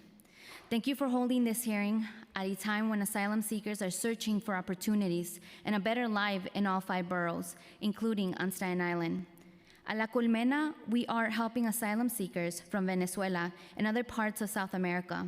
For those who will call Staten Island their home, our Day Labor Center is there to connect them to essentials, including food, and with free workforce training, such as SST, OSHA, carpentry, and welding classes, and most importantly, a community. For those who were forcibly bused to New York City by Texas far-right governor, we will help them connect with their families in other states. La Colmena will step up, as it has done time and again, to work alongside the NYC Council to address the needs being highlighted at this hearing. We are doing our part because we know the City of New York can't do this alone. The Council has been a critical ally to La Colmena. Without your support, hundreds of families would not be receiving the important, culturally competent services our immigrant communities in Staten Island need. We provide these services despite receiving constant threats against our community, including vans with Trump flags, parking in front of our center with the aim of intimidating us. But La Colmena will continue to persevere as long as our families and community members need us. And right now, our community needs us more than ever. Considering all these challenges and the growing needs of our immigrant families in Staten Island, La Colmena's funding is at risk, as there is an effort by some to defund our center and leave us out of the NYC fiscal year 2023 budget. During the pandemic, La Colmena was the only immigrant rights center on Staten Island to keep its physical doors open to support essential workers and families. We distributed 6,000 meals to those who had lost their incomes, gave out more than $1 million in emergency cash assistance, counted our immigrant neighbors during the 2020 census, and empowered day laborers to fight for their safety and wages. Thus, we ask you, Chair Ayala, Speaker Adams, council members, for your support to include La Colmena in the Day Labor Workforce Initiative in order to receive our funding of $615,000 to fight against Texas' inhumane political stunt that is putting innocent lives at risk, and to push back against the hostile climate faced by those we serve. On behalf of my membership and those I come here in representation of, I urge the City Council to continue to support organizations like La Colmena. Thank you, Chair Ayala, for giving me time to testify. Thank you. I have a question for you regarding the Venezuelan Council. You mentioned that they've been very, well, that the council's been helpful. I'm assuming that that's the Venezuelan Council? This is for Yesenia, I think you mentioned. Chair Ayala, La Colmena works very closely with day laborers and immigrant families in Staten Island. Every day we see many people from South America, including Venezuela, that come to our day labor centers to seek resources and to receive the workforce development training that they need. As mentioned, we provide culturally competent services such as SST, OSHA, welding, carpentry, and English classes, so they know that as soon as they step in La Colmena, they are able to join the workforce and provide for their families. And as mentioned, most importantly, we provide them with a community and protection. Thank you. Quick thing, I'm volunteering. Let's go get them. Let's get some plane tickets and bring them on over. That's a rough bus ride, so let's get them some plane tickets. If Mr. Governor want to play, let's play. This is what we do in New York. We take care of people. Thank you. Thank you to this entire panel for your testimony. We're now going to move back to virtual testimony. For virtual testimony, in the following order, we will have Molly Cohen, Sarah Newman, Jackie Wong, Sean Hill, and Rachel Miller Bradshaw. Beginning now with Molly Cohen. Time starts now. Good afternoon. My name is Molly Cohen, and I am a senior supervising attorney at the Urban Justice Center Sex Workers Project. My organization provides direct legal services to immigrants who have sex work experience across the spectrum of choice, circumstance, and coercion. The vast majority of our clients are survivors of violence, human trafficking, and the majority identify as LGBTQ. We represent many recently arrived asylum seekers in their immigration cases, and I am here to testify regarding the realities that sex worker asylum seekers face when navigating the New York City shelter system, as well as recommendations for vital improvements. Our clients arrive in New York in the immediate aftermath of having escaped violent persecution in their home countries. The stakes of fighting for asylum here, I can personally testify as an immigration attorney, are truly life and death. The unhoused LGBTQ asylum seekers that we represent at the Sex Workers Project are pushed to the fringes of the formal economy without the prospect of work authorization until at least a year after applying for asylum. Our clients turn to sex work for many reasons, and they too deserve safety, dignity, support, and self-determination, especially when navigating the shelter system. Our asylum-seeking clients currently living in the shelters report many practical logistical frustrations, as well as serious safety concerns. Every day, they tell us about feeling unable to disclose sex work involvement or safely work when navigating strict curfews, sex work stigma, and a lack of inclusivity or safe spaces for LGBTQ individuals. They report the extreme difficulty in getting NYC IDs, receiving mail, and accessing the benefits and healthcare needed to survive. For example, one of the many clients that I'm currently representing is a recently arrived transgender woman from Jamaica, who I'm representing in an asylum case with the New York Immigration Court. She currently lives in a shelter in the Bronx. She's HIV positive and her passport was confiscated, like many others, by Customs and Border Patrol at the border. She's simultaneously trying to access HACA benefits, HIV and gender-affirming healthcare, and obtain a New York City ID while preparing for an adversarial asylum hearing where she must recount the most traumatic experiences of her life. The Sex Workers Project recommends increasing sex worker and LGBTQ-sensitive resources directly available at NYC shelters, especially by providing NYCID and HRA benefits enrollment coordinators and social workers on site to connect asylum seekers with the vitally needed resources in the most direct and impactful way possible. As immigration practitioners, we are here every step of the way, zealously representing clients in a very adversarial system to fight for safety and security in the United States. But there's so much more that's needed, and this is where the city can really step in a vital and transformative way. Thank you all so much for your time. Thank you, Molly, for your testimony. We'll now move to Sarah Newman for testimony. Over now to Sarah. Time start now. Thank you. Thank you to Chair Ayala and to the members of the General Welfare Committee for the opportunity to testify today. My name is Sarah Newman, and I'm the Director of Organizing for the Open Hearts Initiative. OHI supports communities across New York City who welcome homeless neighbors and advocate for housing justice in our own backyards. And what I want to emphasize today is the importance of welcoming all neighbors, regardless of housing status, regardless of when they arrived here, and the role that every community in New York City has to play in doing so. As new shelters open up in your districts, you will likely hear from some constituents who say that they don't want them. They may ask for additional community engagement before these emergency shelters open, simply because the new neighbors moving into these sites are experiencing homelessness, even though no one asks for veto power when new tenants move into a regular building. But here's what we know. People experiencing homelessness are just like any other neighbor. They are also your constituents. By welcoming homeless neighbors with warmth and empathy, we can build the strong community bonds that keep us all safe and help our neighborhoods thrive. Our chapters and affiliated groups across the city represent hundreds of housed New Yorkers who stand in solidarity with and organize alongside homeless neighbors. You have many constituents who want to welcome and support homeless neighbors, and we're ready to work together to do so. One powerful step that you can take as a council member is connecting with shelter residents themselves, finding out what they need and using your platform to make sure those needs are met.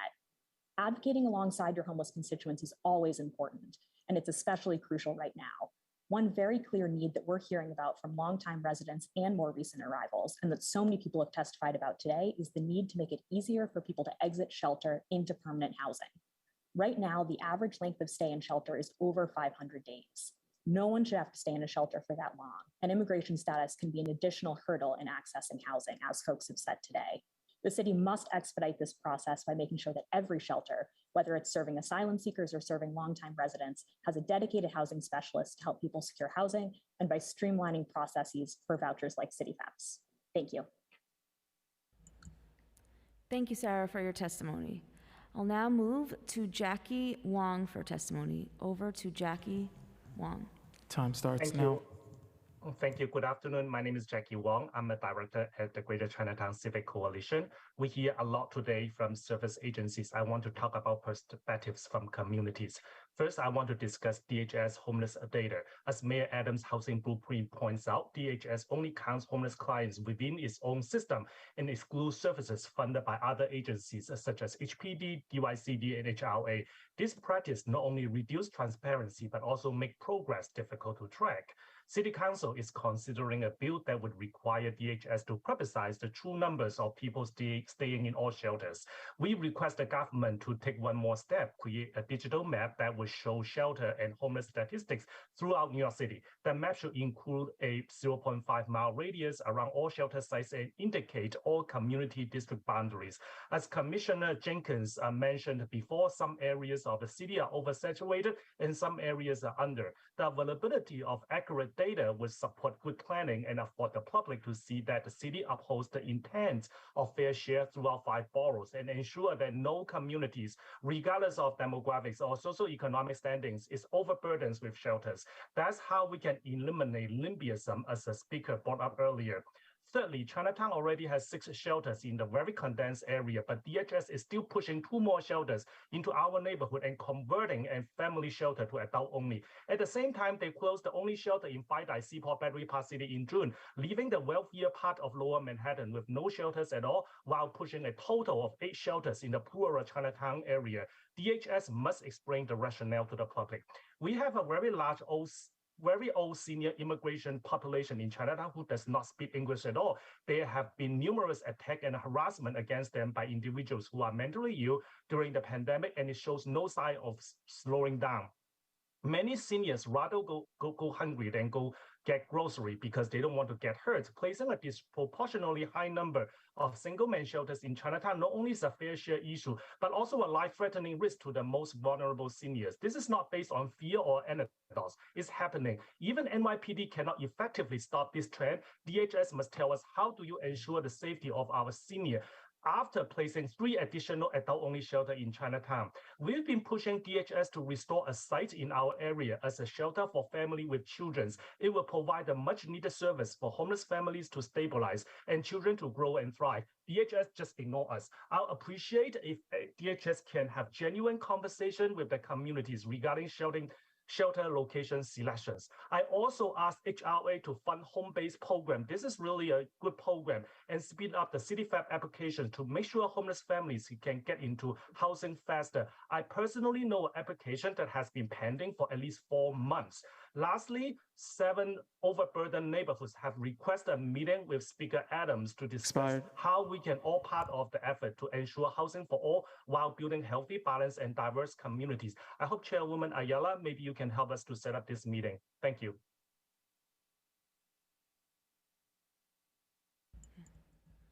Thank you, Jackie, for your testimony. I'll now turn to Sean Hill for testimony. Over to Sean Hill. Time starts now. Thank you very much. Hello, Deputy Speaker Ayala. It's great to see you.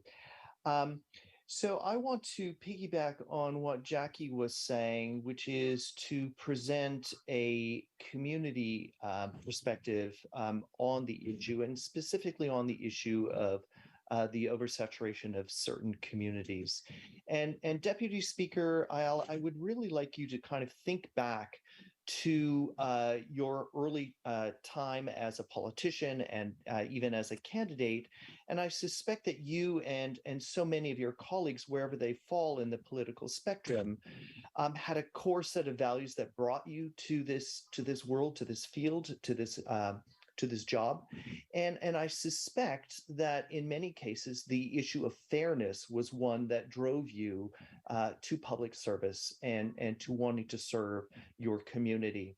The Greater Harlem Coalition, of which I'm one of the co-founders, wants to ask you to once again center the idea of fairness and to apply it to the distribution of shelter facilities in New York City. We ask this simply because it is the right thing to do, and also because you and New York City does this every single day with other key parts of the city's social infrastructure. Think about the distribution of libraries. Think about the distribution of police stations and fire stations. And think about the distribution of schools. In all these cases, New York City has funded and supported an equitable distribution of these facilities because we know that a tragic and unjust result would occur if we packed, for example, all the fire stations in one neighborhood, or we packed all of the schools in some communities, but not others. Shelters, as many of the speakers today have said, care for, support, and hopefully transition some of the most vulnerable individuals in our society, in our community.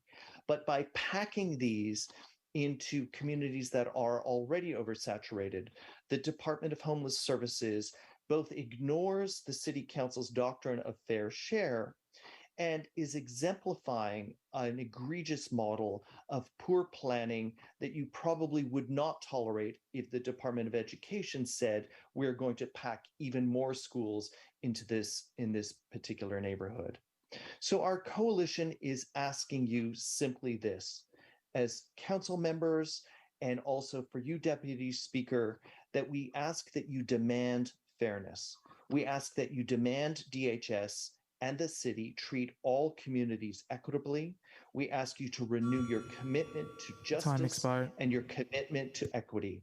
Shelter oversaturation must end, and all New York neighborhoods must take their fair share. Thank you for your time. I would like to address that only because it was specifically addressed to me. In regards to the fair share issue, I don't think that there's much disagreement. I think that all communities should be looked at individually, right? And that the needs, have to match the resources. I get that. However, what drove me to government was also, in large part, my own personal experiences, and part of those experiences included being in shelter twice. And in my time in shelter, it never dawned on me that individuals that lived in the community where I was seeking shelter looked at me as a burden. And that troubles me. I think that the language that we use sometimes to describe the situation is blatantly, disrespectful, and sometimes borders on racist. And that I will not tolerate. I think that the city, communities that are bearing the bigger burden deserve to be compensated as such. But for the most part, and I speak as a member who has, a serious oversaturation issues, for not that it may not necessarily all be related to homeless services. That I want, I want the community to understand that these people are in communities where these are primarily Black and brown people. Many of them don't speak English, and they are in communities where they can communicate, where they can visit with families. They're not there to bother anyone. And for the most part, I would argue that we have a lot more shelters than you think that we do, and you don't even know where they are, because those people are probably not even, in your sphere. Like they're not creating issues in the community. So I get the fair share issue. I respect it. I will do, because I do, again, I see that there are issues, but I really want to be very careful with the way that we address the situation, because it can be very insensitive sometimes. And I'm sure that that's not the way that anyone here intends it to come across. So thank you so much for your testimony today. Thank you. I'm now going to call on Rachel Miller Bradshaw. Over to Rachel. So hello, council, and condolences, Deborah Ayala. So my name is Rachel Miller Bradshaw, and I was recently elected female state committee of the 78th Assembly.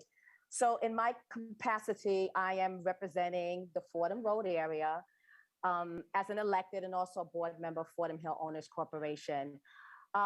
Bronx, even though it's one of the smaller boroughs, has the highest number of shelters. For lack of a more politically correct word, it's become a dumping ground to address the state's homeless epidemic. While Staten Island only has one shelter, and Queens is second as far as the least shelters. I'm a shareholder in Fordham Hill Owners Corporation, and in 2017, a BRC 200-man shelter was placed near us at 233 Landing Road with no community engagement. And even though Fordham Hill Owners Corporation shareholders are the highest grossing taxpayers in the area, DHS and BRC actually were quite disengaging until we got the media involved, and then they were forced to engage the community. Just this year, DHS assisted Acacia and actually sneaking a men's bin stabilization shelter right at 2287 University Place, and only went to the community board the same month that it was about to open, when they're supposed to give a 30-day notice to the community board. Now, Fordham Hill Owners Corporation is boxed in by 4 shelters. Fordham Hill Board has worked to improve the quality of life and property of value of our minority shareholders. We're the largest minority majority privately owned cooperative in the neighborhood. And we are now having an issue with homeless men congregating on church steps, near schools, and in our public parks. Communities of colors are meant to bear the brunt of this issue, spreading the ideology that the majority of New York homeless look like us, which you just said, Deputy Ayala. While this issue should be a fair share spread among all the communities in New York State. But we have to also look at it this way. If all the communities of color bear the brunt of this homeless epidemic that we have, we can't bury these communities in abject poverty and expect the communities to emerge. So we have to kind of think of this. And the problem in New York City's Human Services Administration and Department of Social Services, Administration for Children's Services, and the Department of Homeless Services, and all the charitable institutions, is that none of them are actually speaking to each other. They don't talk to each other effectively. Plus the nonprofit and private section don't either, just to make their numbers. Therefore, poverty and homeless getting worse, and the need for more shelters now that the mayor wants emergency shelters for migrants throughout New York City, actually putting those that are residents and citizens here behind in housing. So, you know, I think that we definitely do need to actually think of more ways to handle the homeless epidemic in New York State. Maybe we should reconsider New York State being a right to housing. We're the only state in the country that's this way. But also we need to definitely address the overburdening of shelters in communities of color, because communities of color have had enough, especially in the Bronx. And we fear that we have now taken on our responsibility as far as the homeless epidemic in New York State, in New York City in particular. Thank you. Thank you. Thank you to this entire panel for your testimony. At this time, we do not have any other witnesses that we see are scheduled to testify. However, if we've inadvertently missed anyone here physically in City Hall right now